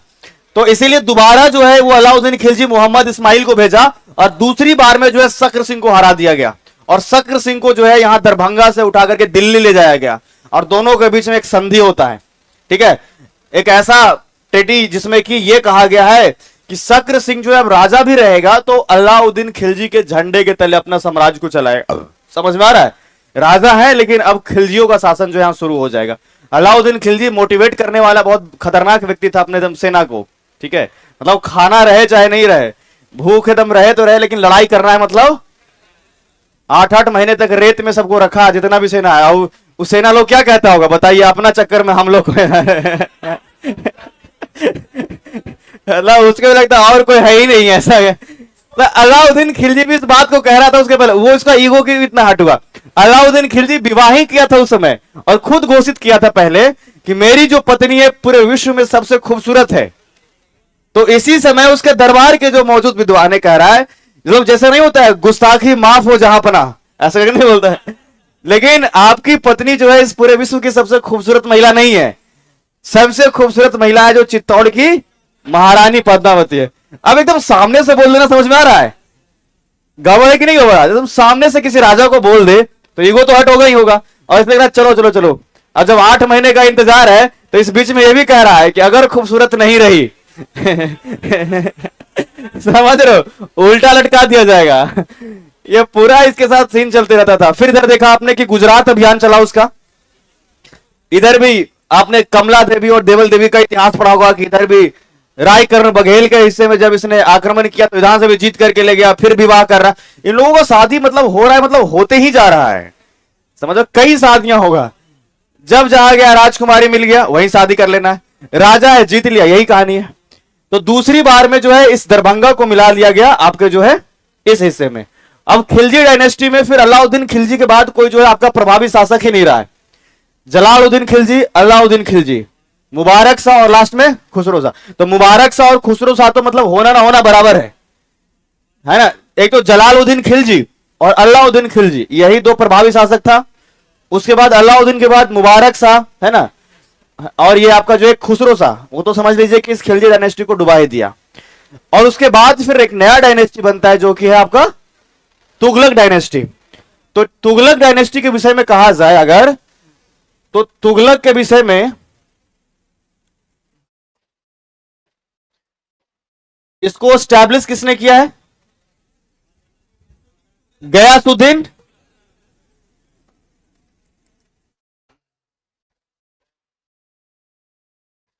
गयासुद्दीन तुगलक। और ये गयासुद्दीन तुगलक फिर से चाह रहा है कि अब बिहार को फिर से मिलाया जाए। अब समझ रहे इस बीच में क्या हुआ होगा, मतलब अलाउद्दीन खिलजी का शासन खत्म हुआ और फिर धीरे धीरे बिहार का क्षेत्र चल गया बंगाल में। तो गयासुद्दीन तुगलक फिर से स्ट्रगल करेगा कि बिहार को फिर से दिल्ली सल्तनत में। तो आपको वो अभियान याद आ रहा है 1324 का, हाँ 1300 24 और अभी तक जो है नॉर्थ बिहार में कर्नाट वंश चल ही रहा है। हमने इस बात को कहा था कि पूर्व मध्यकाल से मध्यकाल तक जो है ये कर्नाट वंश चलते ही रहेगा, कर्नाट डायनेस्टी चल ही रहा है। और 1324 में जो है बिहार अभियान है आपका जो है गयासुद्दीन तुगलक का, मतलब बिहार को कन्वर्ट करने के लिए, बिहार को जीतने के लिए, और बिहार जीतने के लिए 1324 में जब यह अभियान चल रहा है तब यहां के राजा कौन है जो बताइए हमको, याद है यहां के राजा कौन है? हरि सिंह। ये इंपॉर्टेंट प्रश्न बनता है आपका। और यहां हरि सिंह को जो है हराया गया, पूरे तरीके से परास्त हुए, हरि सिंह हार गए, एकदम से आत्मसमर्पण कर देने वाली बात है। हरि सिंह भाग चुके अब, ठीक है। और अब जो है इस पूरे कर्नाट डायनेस्टी को समझ लीजिए समाप्त कर दिया गया। एक दो राजा ऐसे ही रहे, मतलब 1378 तक 80 तक के, मतलब बस चल रहा है। और इस पूरे बिहार को जो है वो मिला लिया गया आपका तुगलक वंश के समय। तो बिहार इस समय दोबारा फिर से इस समय जीत रहा है। बिहार अब जो है दिल्ली सल्तनत का हिस्सा हो चुका है। गयासुद्दीन तुगलक ने मिला है। किसने मिला? गयासुद्दीन तुगलक ने। इस समय कर्नाट वंश के राजा कौन है? तो जो मिथिला में एक कल्चर डेवलप हो रहा था इस समय, उसमें फिर से जो है समझ लीजिए कि रुकावट आ गया है। क्योंकि कर्नाट डायनेस्टी के टाइम पर हमने यह भी बताया होगा कि मिथिला का गोल्डन टाइम है ना। राजधानी सोचिए कि सिमरावगढ़ है, मतलब बिहार के साथ साथ में जो नेपाल का हिस्सा वो भी इस डायनेस्टी में शामिल है। और इसका अंत कर दिया गया है तुगलक डायनेस्टी के समय में। याद रहेगा, गयासुद्दीन तुगलक और कर्नाट वंश के जो है आपके शासक कौन है? हरि सिंह। कौन है? तो अब धीरे धीरे स्थिति ऐसा है कि बिहार जो है अब कुछ हिस्से जो है दिल्ली सल्तनत में ही शामिल रहेंगे। और इसी टाइम फेज के समय में जब लोधियों का शासन चल रहा था, सैयद वंश आएगा तुगलक के बाद। सैयद वंश के दौरान बिहार में कोई छेड़छाड़ नहीं किया गया है, क्योंकि सैयद वंश अपने आप में ही कोई मजबूत डायनेस्टी नहीं था। सैयद वंश के कोई राजा के बारे में, कोई किंग के बारे में, रूलर के बारे में आप ऐसा नहीं जानते होंगे जो बहुत बड़ा कोई बदलाव किया है पूरा। सैयद वंश में कहां कोई किया, मतलब खिज्र खां को भी जाने तो कुछ दिन तक राजा रहा, रैयत आला की उपाधि ली और ज्यादा कुछ किया नहीं। तो बिहार के साथ में जो है सैयद डायनेस्टी के टाइम पर जो है कोई विशेष छेड़छाड़ नहीं किया। जब लोधी डायनेस्टी आता है, मतलब लोधी वंश चल रहा है, तो ये जो बिहार है और साथ साथ उत्तर प्रदेश का जौनपुर, ठीक है, जौनपुर और ये बिहार का क्षेत्र, उत्तर प्रदेश की तरफ में जौनपुर और ये आपका जो पश्चिम का जो बिहार है, इस क्षेत्र में जो है यहां पर नुहानियों को भेजा गया था सूबेदार बना करके। और एक व्यक्ति है जिसका नाम है बहार खान लोहानी, नाम सुना है? तो बहार खान लोहानी जो है क्या करता है, वो अपने आप को जो है दिल्ली सल्तनत से अलग करके एक नया वंश बना दिया इस क्षेत्र में, जिसको कहते हैं नुहानी वंश। क्या बोलेंगे हम इसको? थोड़े देर के लिए हम साइलेंट रखेंगे। बस ये याद रखिएगा कि लोधी वंश के टाइम पर ही जो है जौनपुर के साथ साथ में पश्चिम बिहार का क्षेत्र है, जहां पर एक नया डायनेस्टी बन गया है जिसका नाम है नुहानी। क्या नाम है? और इसको स्टैब्लिश करने वाला जो है, स्वतंत्र बनाने वाला जो है दिल्ली सल्तनत से, उसका नाम है बहार खान लोहानी। क्या नाम है? तो अभी के लिए हम इतना बताकर के इसको साइलेंट रखते हैं। आगे बढ़ेंगे हम मुगल डायनेस्टी की तरफ में। जब ये मुगल खत्म हो जाएगा तो बताएंगे कि किस प्रकार से यही नुहानी वंश अभी लोधी वंश के टाइम पर भी है, और बाद में 1660 के आसपास में, 1600 ईस्वी के आसपास में इसको जो है मुगलों में मिला लिया गया। याद रहेगा, कौन से डायनेस्टी के समय? लोधी वंश के समय में जौनपुर के साथ में पश्चिम बिहार के क्षेत्र में बहार खान लोहानी, क्या होता है, हमने एक नया डायनेस्टी बनाया जिसको बोलते हैं नुहानी वंश। तो उत्तर प्रदेश का जौनपुर और बिहार का पश्चिम हिस्सा दोनों इस नुहानी वंश में शामिल है। याद रहेगा। देखो, जब तक कॉन्सेप्ट क्लियर नहीं रहेगा, किताब भी आप पढ़ोगे तो समझ में नहीं, वो बार बार आपको कंफ्यूजन करते रहेगा। तो इसके बाद आपको बस इतना ही याद रखना है। अब आगे बढ़ते हैं, थोड़ा देखिएगा मुगल वाला, थोड़ा देख लीजिए एक बार फेज को। दिल्ली सल्तनत से इतना ही आपको जानना था। मुगल में थोड़ा देखिएगा,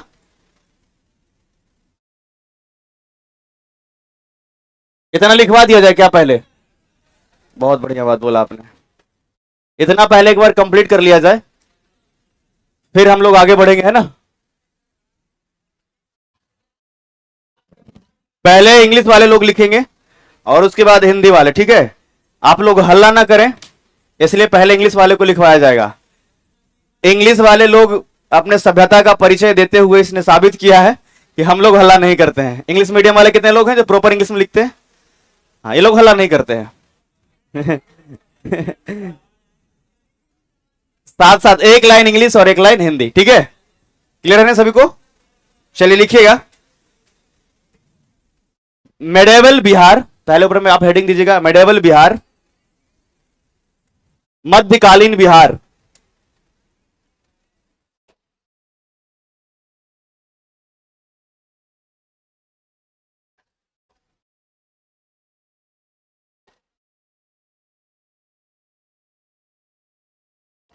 ठीक है, लिखा। पहले लाइन में लिखिएगा, Bakhtiyar Khilji was an important army general, Bakhtiyar Khilji was an important army general,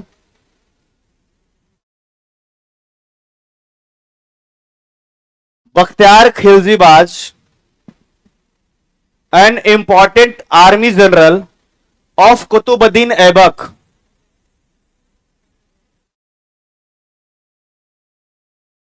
who invaded Bihar at the end of 12th century,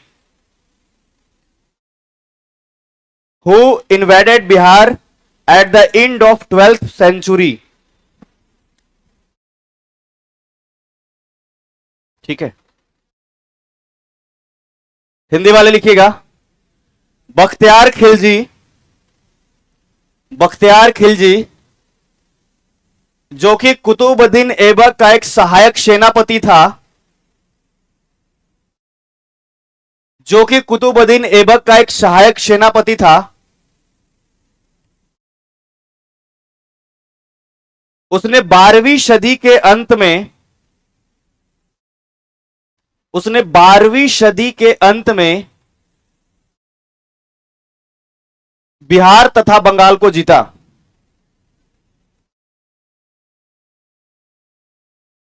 Bihar तथा बंगाल को जीता, लिख लिए।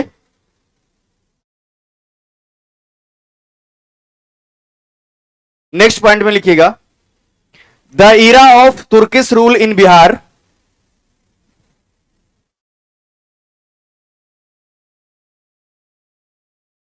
The era of Turkish rule in Bihar begin with the successful campaign of Bakhtiyar Khilji, begin with the successful campaign of Bakhtiyar Khilji.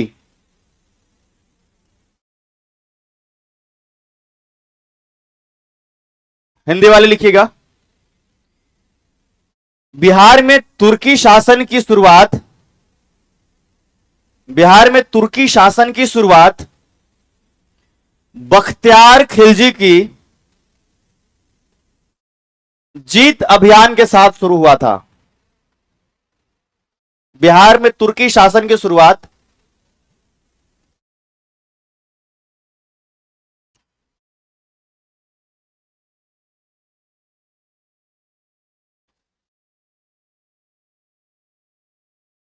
Bihar में तुर्की शासन की शुरुआत बख्तियार खिलजी के जीत अभियान के साथ शुरू हुआ।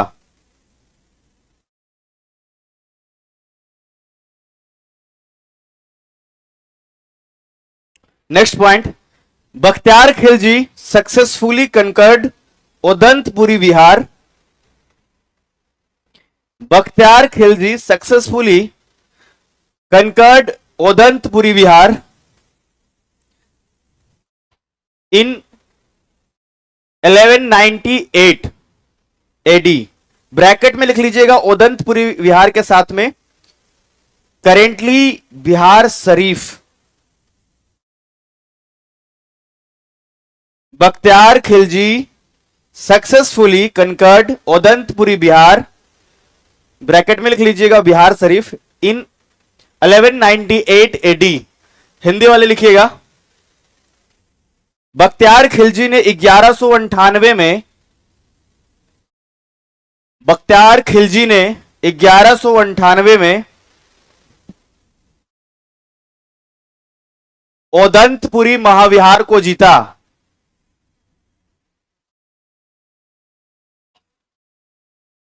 उदंतपुरी महाविहार को जीता 1198। नेक्स्ट पॉइंट में लिखिएगा, बख्तियार खिलजी,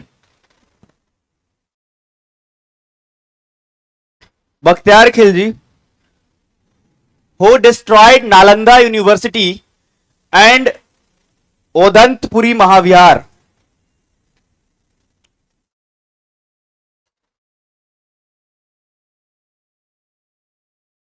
ठीक है, हिंदी वाले लिखिएगा। बख्तियार खिलजी जिसने ओदंतपुरी महाविहार तथा नालंदा महाविहार को ध्वस्त किया।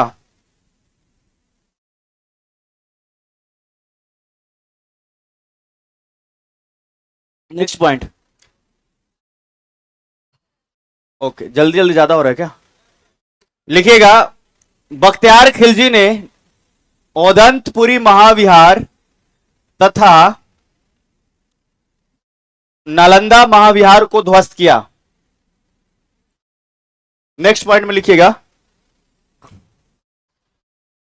Odantapuri was renamed as Bihar.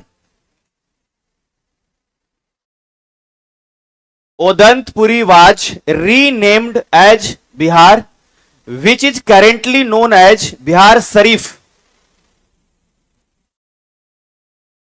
Odantpuri was renamed as Bihar which is currently known as Bihar Sharif. Hindi वाले लिखिए, ओदंतपुरी को बिहार कहा गया, बिहार बनाया गया, लिखिए ज्यादा बेटर है, बिहार बनाया गया, जिसे अभी बिहार शरीफ के नाम से जाना जाता है। बिहार शरीफ के नाम से जाना जाता है।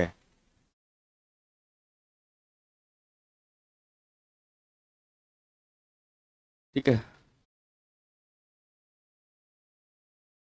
नेक्स्ट पॉइंट में लिखिएगा, Bihar Sharif was the centre of Bihar Sharif was the centre of Turkic rulers.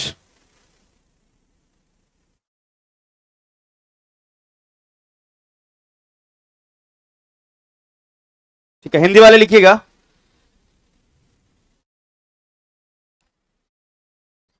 तुर्की शासकों का प्रमुख केंद्र यही उदंतपुरी था।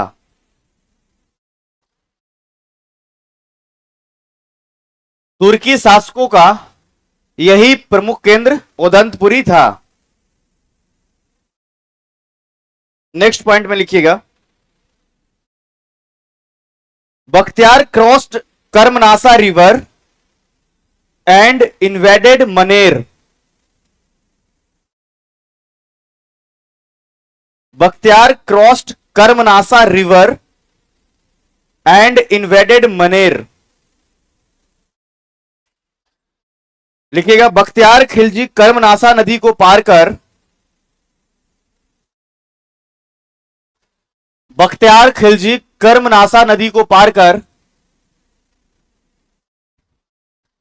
मनेर को जीत लिया।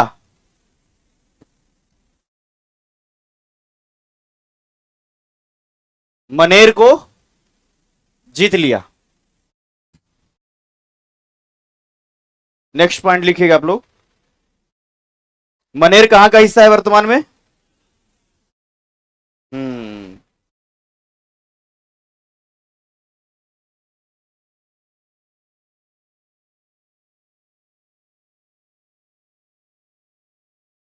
नेक्स्ट पॉइंट लिखिएगा,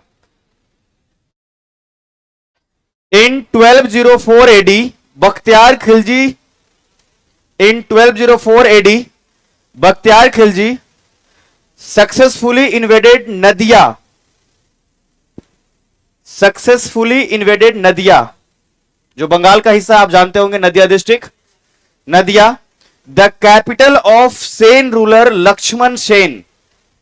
फिर से बोल रहा हूं, इन 1204 Bakhtiyar Khilji successfully invaded Nadia, the capital of Sen ruler Lakshman Sen। तो नदिया पर आक्रमण किया और उस समय सेन डायनेस्टी का जो रूलर है उसका नाम है लक्ष्मण सेन। और इसको भी उसने जीत लिया। ठीक है, हिंदी वाले लिखिएगा 1204 ईस्वी में, 1204 ईस्वी में, 1204 ईस्वी में, ठीक है, बख्तियार खिलजी ने सेन वंश के कैपिटल, सेन वंश के कैपिटल यानी राजधानी नदिया को जीतकर, नदिया को जीता, ऐसा को जीत कर नहीं, जीता। नदिया एक जिला है ना, भी आप जानते होंगे ना, नदिया को जीता। उस समय सेन वंश के राजा लक्ष्मण सेन था, सेन वंश के राजा लक्ष्मण सेन था, सेन वंश का राजा लक्ष्मण सेन था। आगे लिखिएगा नेक्स्ट पॉइंट में, ये सब समझ में आ रहा है ना, हमने पढ़ाया जो वही है, कोई नया इसमें नहीं है। आगे लिखिएगा,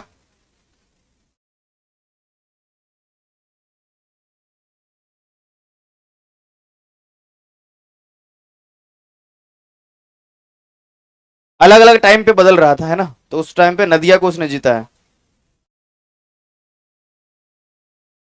was the capital of, next लिखना, जैसे बख्तियार खिलजी जब मर गया तो उसको बिहार शरीफ में ही दफनाया गया है। ठीक है, इसमें आपको लिखना यह है कि Bakhtiyar Khilji dead body was brought to Bihar, Bakhtiyar Khilji dead body was brought to Bihar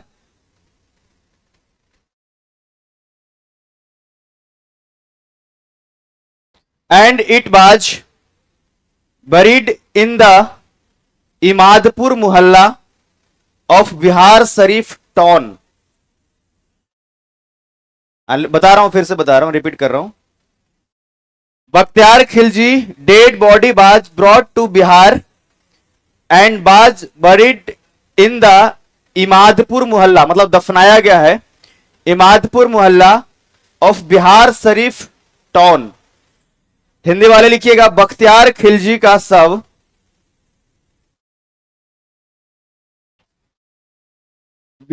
Bakhtiyar Khilji का शव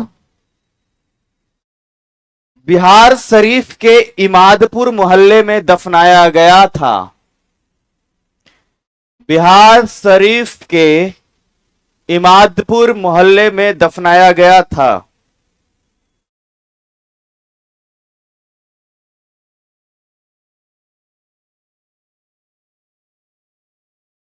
ठीक है, इमादपुर मोहल्ले में दफनाया गया था, बिहार शरीफ के इमादपुर मोहल्ले में दफनाया गया। क्या हुआ? हाउस नंबर मुलाकात करना है क्या? अगर दोबारा जाग गए ना गलती से देखने लायक नहीं बचोगे। आगे लिखो पहले वाला जमाना खत्म हो गया है ना, अब नीतीश कुमार जी हैं अब दूसरा जमाना है ना। आगे लिखिएगा, आगे लिखिएगा, Iltutmish was the first ruler of Delhi Sultanate, Iltutmish was the first ruler of Delhi Sultanate,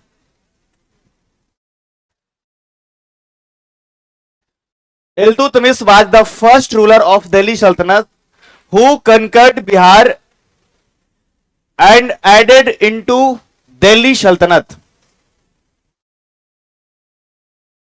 who conquered Bihar and added into Delhi सल्तनत।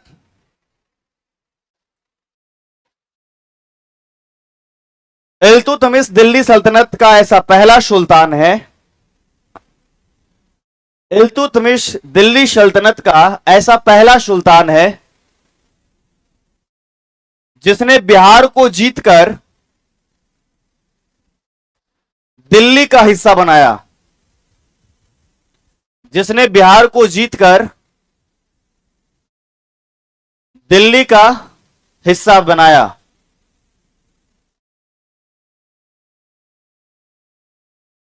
ठीक है।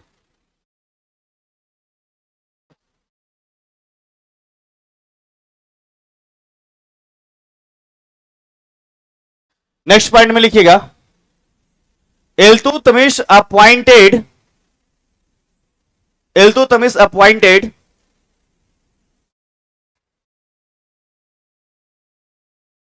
मलिक जानी एज अ फर्स्ट सूबेदार ऑफ बिहार। इल्तुतमिश अपॉइंटेड मलिक जानी एज अ फर्स्ट सूबेदार ऑफ बिहार।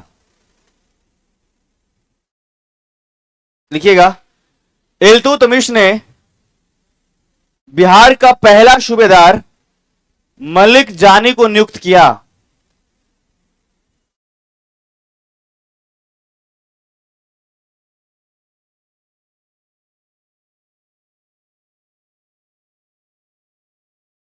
ये डाउनलोड वाला क्या मैसेज इन लोगों का आते रहता है जी बार बार, सर डाउनलोड का ऑप्शन दे दीजिए।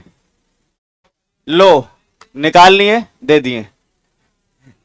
मतलब ये हर बार यही मैसेज इन लोगों का चल रहा है, डाउनलोड का ऑप्शन दे दीजिए। लग रहा है जेब में लेके हम घूम रहे हैं। टेक्निकल टीम जो है ऑलरेडी आपके मैसेज को देख रहा है। अब जाहिर सी बात है, इतने बार कहने के बाद अगर आपको नहीं मिल रहा है ये चीजें, मतलब टेक्निकल टीम जो है इस पर विशेष ध्यान नहीं दे रही है। तो सर को ही सारा बात। अब एक बच्चा कमेंट कर रहा है, अगर सुमित सर होते तो इतने में दे दिए होते। ये क्या मतलब है भाई? है? तो जेब में लेके घूम रहे हैं। कुछ बातें सोची गई हो, जाहिर सी बात है, तभी रिकॉर्डेड तो मिलता ही है ना सबको। चलिए आगे लिखिएगा।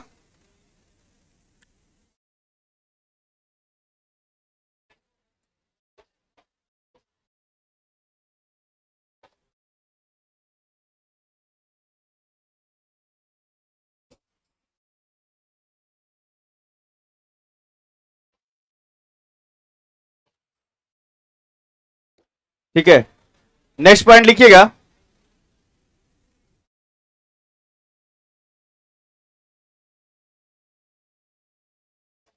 अकॉर्डिंग टू द गया यूलॉजी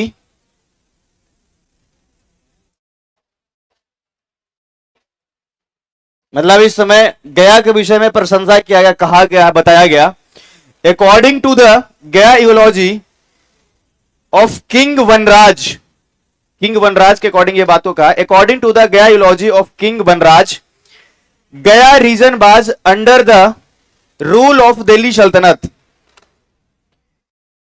अकॉर्डिंग टू द गया यूलॉजी ऑफ किंग वनराज, वनराज के बारे में हमने बताया होगा है ना, king Vanraj, Gaya region was under rule of Delhi Sultanate during the reign of Balban, मतलब बलबन के शासनकाल में।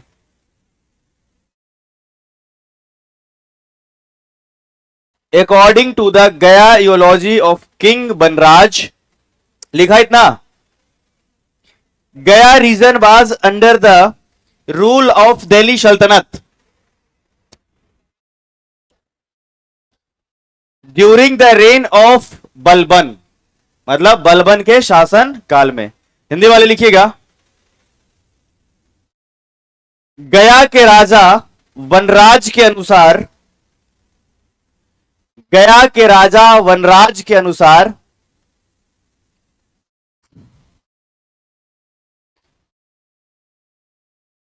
यह क्षेत्र दिल्ली सल्तनत के अंतर्गत था। हाँ, गया का क्षेत्र, इसीलिए बोल रहे हैं, गया के राजा वनराज के अनुसार यह क्षेत्र दिल्ली सल्तनत का हिस्सा था।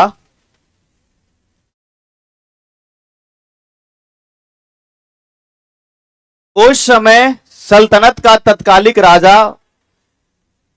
बलबन थे।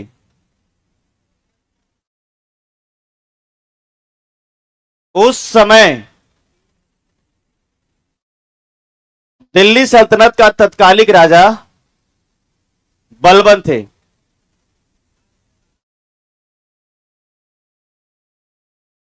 सब कह रहा है, मजाक उड़ा रहे हैं सर, हम लोग कब मिलेगा। हम इस चीज को रिक्वेस्ट कर रहे हैं टेक्निकल टीम से आप लोगों के सामने, ठीक है, कि जो समस्याएं हैं इन बच्चों का उसको सुना जाए। अब इससे अधिक हम कुछ नहीं कर सकते हैं जेब में लेके घूम नहीं रहे, ठीक है। लिख लिया इसको आपने। तो गया के राजा उस समय कौन था? वनराज। एक एक पॉइंट जो हम आपको बता रहे हैं, एक नाम जो आपको याद रखना है। तो वनराज जो है वो गया का राजा है, और उसी के समय में जो है बलबन ने इस पूरे प्रदेश को जो है वो मिला लिया है। आगे लिखिएगा। अब बलबन हो गया, इसके बाद तो कोई वैसा शासक है नहीं, तो अब अलाउद्दीन खिलजी के बारे में बताएंगे, खिलजी डायनेस्टी में ही। नेक्स्ट पॉइंट में लिखिएगा, Alauddin Khilji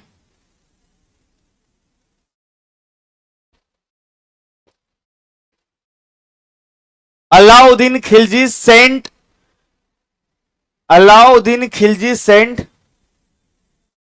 military head Mohammad Ismail to conquer Darbhanga.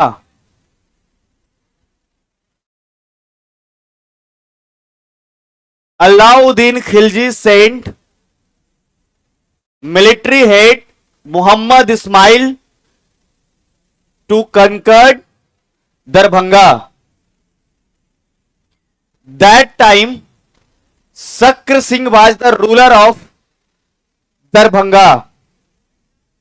That time Sakra Singh was the ruler of Darbhanga. Sakra Singh लिखिएगा। अलाउद्दीन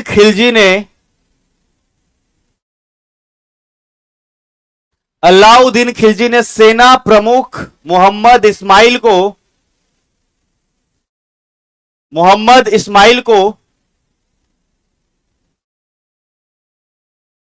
अलाउद्दीन खिलजी ने सेना प्रमुख मोहम्मद इस्माइल को दरभंगा जीतने के लिए भेजा।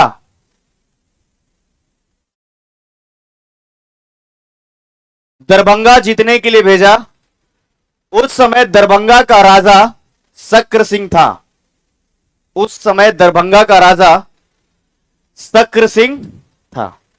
अब वो स्टोरी आपको याद आ रहा होगा कि पहली बार तो सक्र सिंह जो है वो जीत गया है, लेकिन दूसरा बार जब हुआ तो सक्र सिंह जो है आपका वो हार गया। तो इसमें आप लिखिएगा,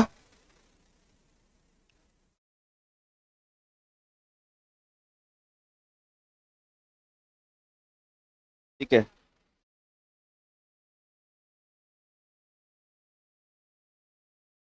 लिखिएगा।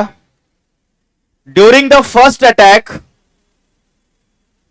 ही was defeated by Raja Sakra Singh. During the first attack he was defeated by Raja Sakra Singh.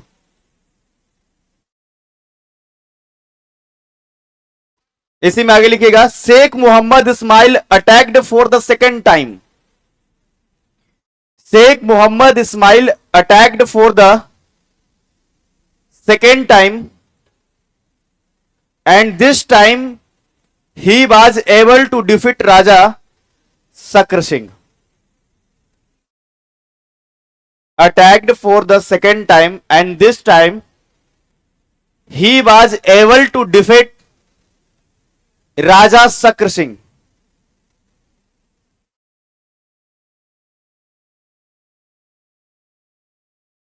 लिखिएगा हिंदी वाले। मोहम्मद इस्माइल पहले आक्रमण के दौरान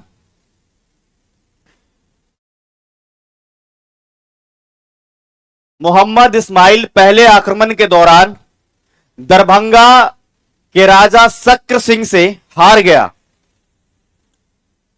दरभंगा के राजा सक्र सिंह से हार गया।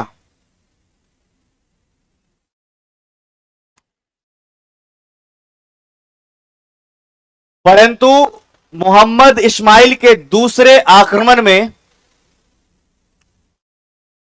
परंतु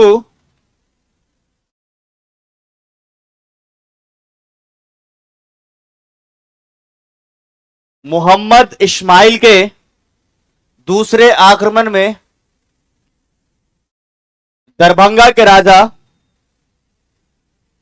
सक्र सिंह को हराया। एक छोटा सा पॉइंट छूट गया, ये तुगरील खान वाला बलबन के टाइम का है ना, थोड़ा बहुत जगह है क्या? बताइए। ये तुगरील खान वाला बच गया है, इसको कहीं पर जो है एक है ना नोट कर लीजिए आप लोग, ठीक है।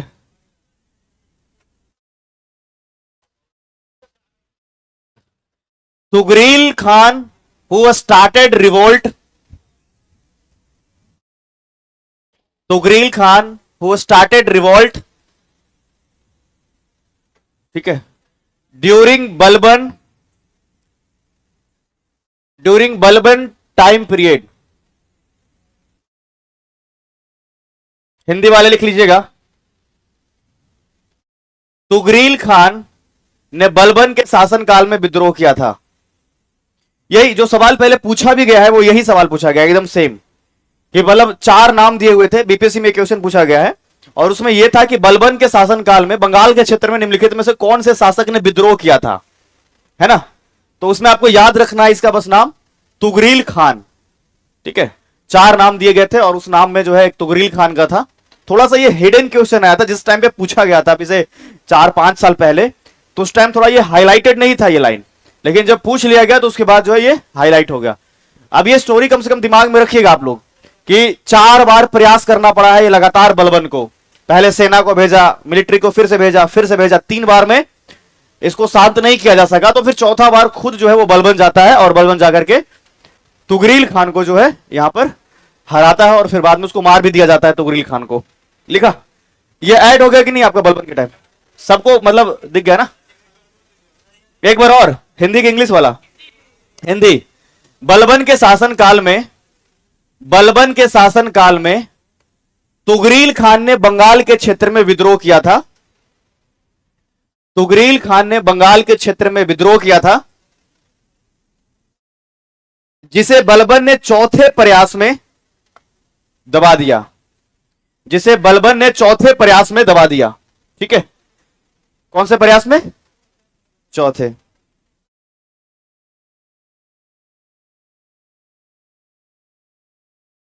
ये सब कैसा कैसा सवाल तुम लोग कर रहे हो, कहां से जोड़ जाके? आप यही बताएं किसने किया है जी ये सवाल? सर, आजादी 30 जून 1948 को होनी थी, लेकिन समय से पहले 15 अगस्त 1947 को आजादी क्यों मिल गई? अब यही सब छोड़ करके हम बताएं?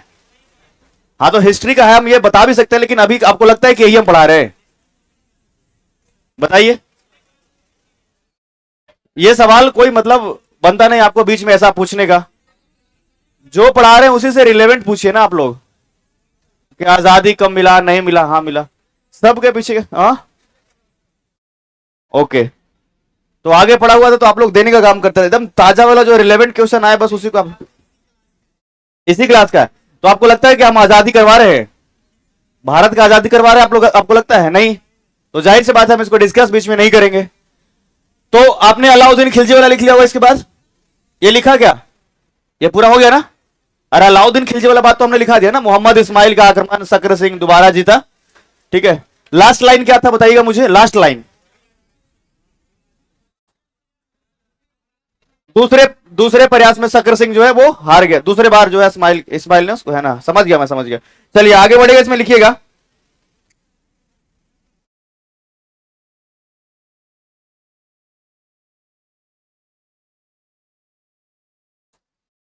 ठीक है, नेक्स्ट लाइन में लिखिएगा, Raja Sakra Singh was arrested and taken to Delhi. इसमें थोड़ा सा आगे बढ़ाना चाहेंगे हम, जब रेटी हुआ है तब तक के लिए। Raja Sakra Singh was arrested and taken to Delhi. इसमें आगे लिखिएगा, है ना, a compromise was reached between Raja Sakra Singh and Alauddin Khilji. लिखना क्या है? A compromise was reached between Raja Sakra Singh and Alauddin Khilji. दोनों के बीच में एक समझौता हुआ था, है ना। जब सक्र सिंह को यहां से दिल्ली भेजा गया, ले जाया गया, एक संधि, एक समझौता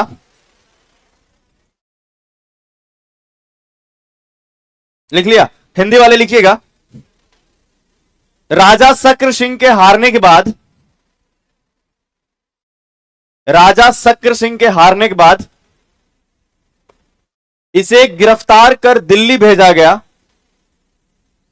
इसे गिरफ्तार कर दिल्ली भेजा गया, इसे गिरफ्तार कर दिल्ली भेजा गया तथा वहां तथा वहां तथा वहां अलाउद्दीन खिलजी और शक्र सिंह के बीच में एक समझौता हुआ, अलाउद्दीन खिलजी और शक्र सिंह के बीच में समझौता हुआ।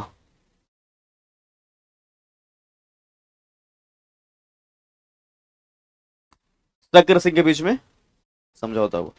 ठीक है, देखिए अलाउद्दीन खिलजी का जो है ना, अगर आपने नोटिस किया होगा हिस्ट्री में, तो उसको ना मारने, किसी को मारने के प्रति जो है रुचि कम था, बस उसको उस क्षेत्र को जीत करके और खिलजी डायनेस्टी में मिला ले, ये रुचि उसके अंदर ज्यादा था। जैसे आपने देखा होगा गुजरात की बात करें या फिर दक्षिण में और जो आक्रमण हुए थे उसके, तो अलाउद्दीन खिलजी ये चाहता था कि हम राजा को मारे नहीं, राजा को वैसे ही रहने दे, जैसे किसी को हरा दिया तो राजा को वैसे ही रहने दे, बस खिलजियों के झंडे तले ये पूरा साम्राज्य जो है वो चलने लगे, तो खिलजियों को बस टैक्स दे। दरभंगा के साथ भी यही हुआ था। दरभंगा के राजा जो है शक्र सिंह को उसने मारा नहीं, उसने केवल यह कहा कि दरभंगा में आज से जो रूल होगा, जो शासन व्यवस्थाएं चलेगी वो आप चलाओ भी, लेकिन टैक्स जो है बराबर हमें देते रहना, मतलब मेरे झंडे तले जो है ये एम्पायर चलना चाहिए। ये किसका मतलब, खिलजी जो है ऐसा चाहता है, अलाउद्दीन खिलजी। आगे लिखिएगा। अब इसमें तो कोई वैसा शासक है नहीं, मुबारक शाह या खुसरो शाह तो कुछ किया ही नहीं है, उसने दिल्ली को नहीं संभाला तो बिहार को क्या संभालेगा, बात समझ में आ रही है? उसने जब वहां नहीं संभाला तो चार शासक, तो जलालुद्दीन खिलजी, अलाउद्दीन खिलजी, मुबारक शाह और खुसरो शाह, जिसमें जलालुद्दीन और अलाउद्दीन थोड़ा मजबूत है, बाकी दो नहीं है। तो अब तुगलक डायनेस्टी के टाइम पर बिहार की स्थिति क्या थी, तो आपने देखा कि जो फाउंडर था तुगलक डायनेस्टी का, जिसका नाम है गयासुद्दीन, तो उसने भी जो है बिहार के क्षेत्र को जीता है, क्योंकि तो इस दो जो आपके खुसरो शाह और मोहम्मद शाह है, उस समय बिहार फिर से चला गया है वापस बंगाल की तरफ, तो दोबारा जो है जीतेगा। तो इसमें सब लोग लिखिएगा, इसमें Ghiyasuddin Tughlaq defeated Hari Singh Dev, Ghiyasuddin Tughlaq defeated Hari Singh Dev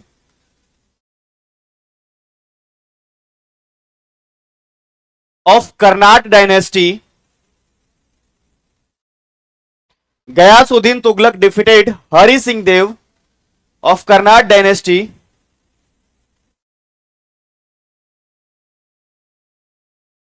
who was ruling over North Bihar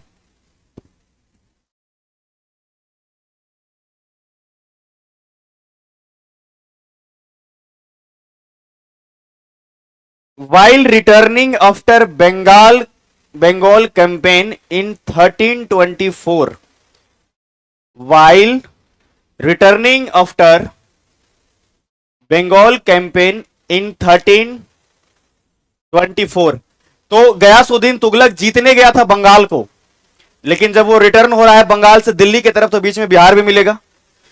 जाहिर सी बात है कि अगर जो है ये बंगाल से यहां बंगाल है और यहां आपका जो है दिल्ली है, तो बीच में इसको बिहार मिलेगा। और ये 1324 में ही ये बंगाल अभियान से, बंगाल कैंपेन से लौट रहा है, तो बिहार को जीतते हुए दिल्ली जाएगा। बात समझ में आ रही है? और इसी बीच में वो घटना भी हुआ 1325 का, इसके जस्ट बाद। ठीक है, बंगाल विजय आपने जो देखा होगा, उसी समय बंगाल जीत करके और जा रहा है, और इसी समय लकड़ी का माल गिरा। ठीक है, हिंदी वाला ओके, हिंदी वाले लिखिएगा। गयासुद्दीन तुगलक ने कर्नाट वंश के शासक हरि सिंह देव को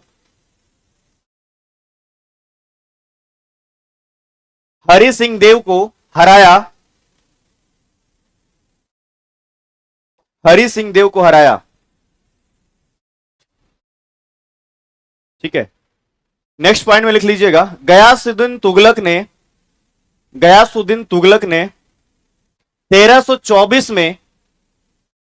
1324 में बंगाल अभियान से बंगाल अभियान से लौटते वक्त, बंगाल अभियान से लौटते वक्त कर्नाट वंश के राजा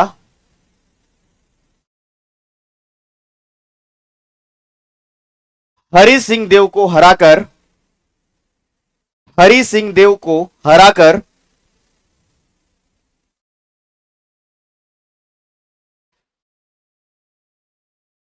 कहां तक लिखे? यहां तक पहुंच गए। 1324 में गयासुद्दीन तुगलक बंगाल अभियान से लौटते वक्त कर्नाट वंश के शासक हरि सिंह देव को हराकर इसे दिल्ली सल्तनत का हिस्सा बनाया।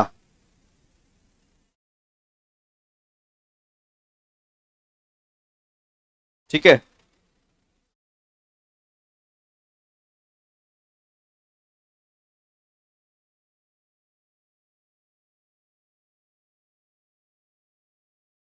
नेक्स्ट पॉइंट लिखिएगा, Hari Singh Dev had run away, भाग गया मतलब Hari Singh Dev had to run away, Hari Singh Dev had to run away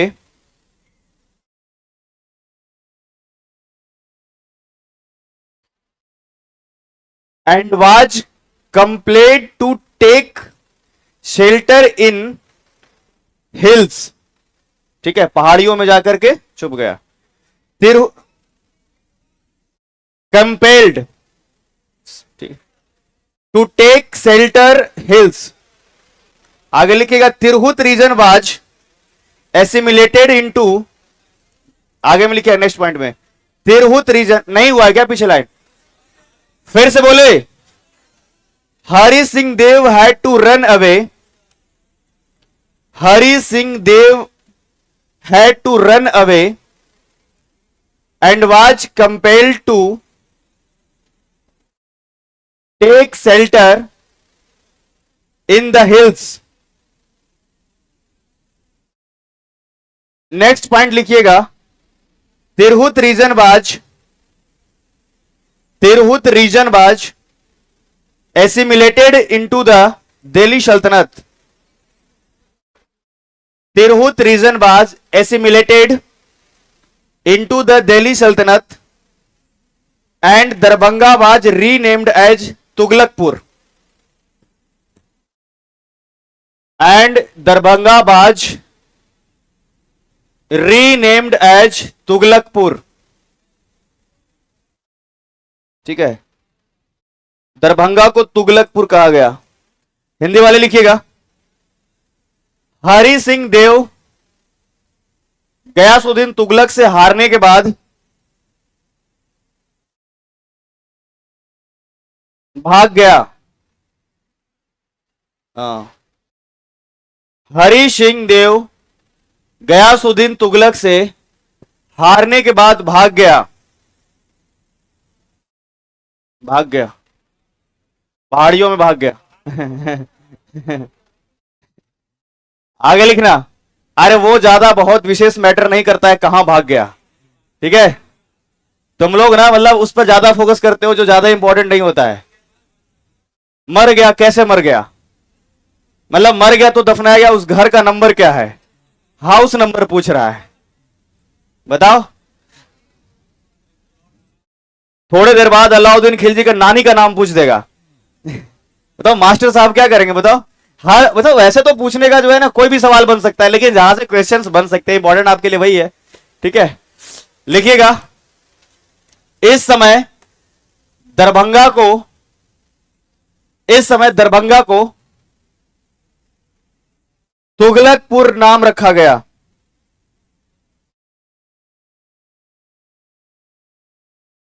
ठीक है, तुगलकपुर। तो यहां से दो प्रश्न बनते हैं, देखो, एक तो अगर तिरहुत भी लिखा रहेगा, एक तो अगर तिरहुत लिखा हुआ है, ठीक है, तिरहुत लिखा हुआ है अगर, तो इसको भी तुगलकपुर कहेंगे, और अगर दरभंगा है, दरभंगा और ये दोनों रहेगा तो दोनों को ही जो है हम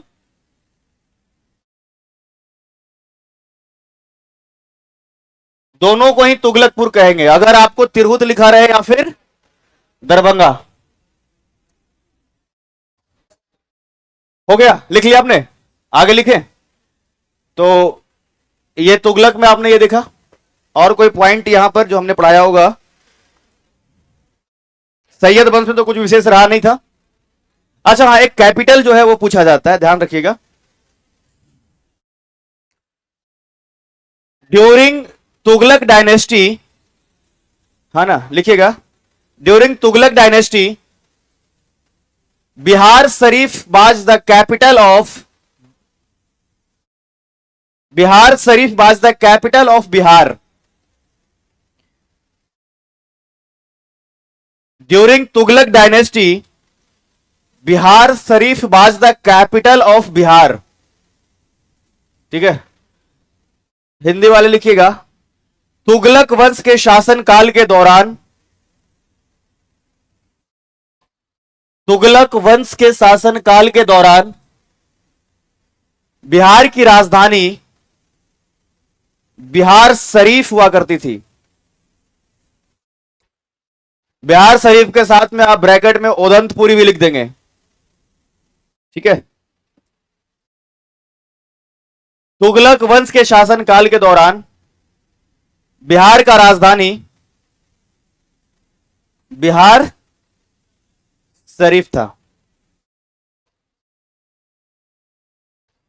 तो सैयद में कोई चेंजेस नहीं रहा, लोधी में बस एक लाइन बोल रहे हैं, जो हमने बहार खान लोहानी के बारे में बताया था, है ना, उसको इसमें लिखना है। ठीक है, लिखिएगा,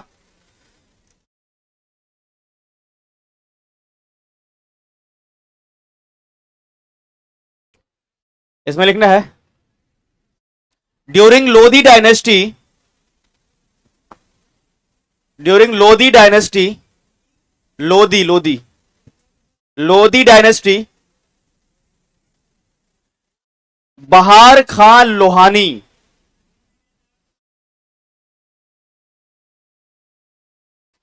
बहार खान लोहानी एस्टैब्लिश्ड नुहानी डायनेस्टी, नुहानी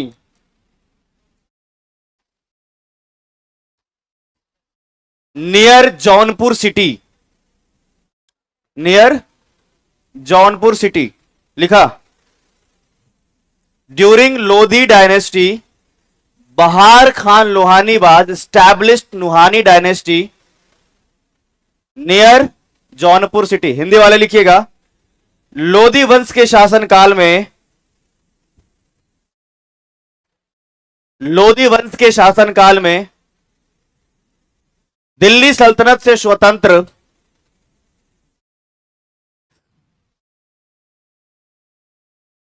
बहार खान लोहानी ने, बहार खान लोहानी ने जौनपुर के निकट, जौनपुर के निकट नुहानी वंश की स्थापना किया। जौनपुर के निकट,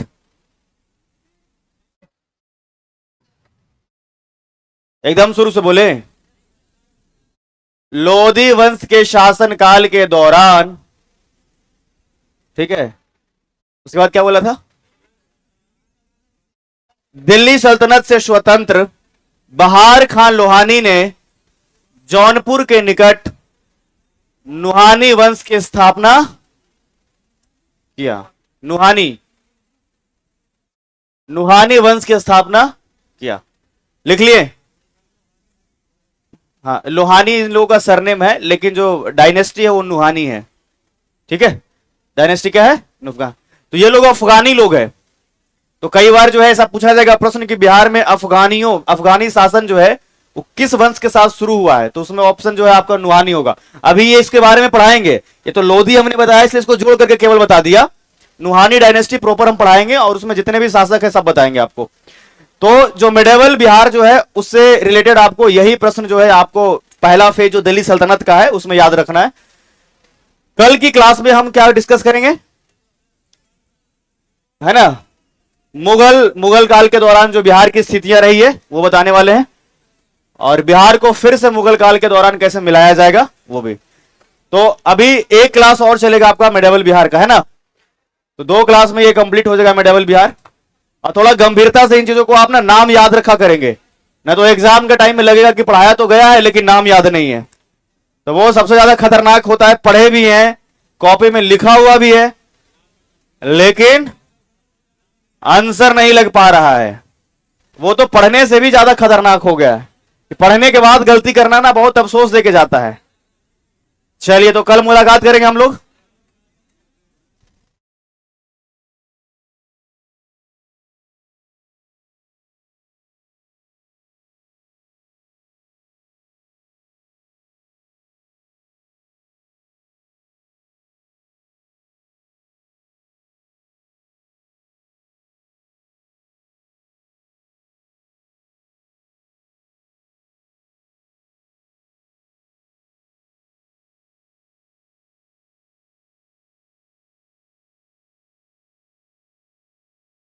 चलिए दीपक जी, अंकित जी, चला जाए।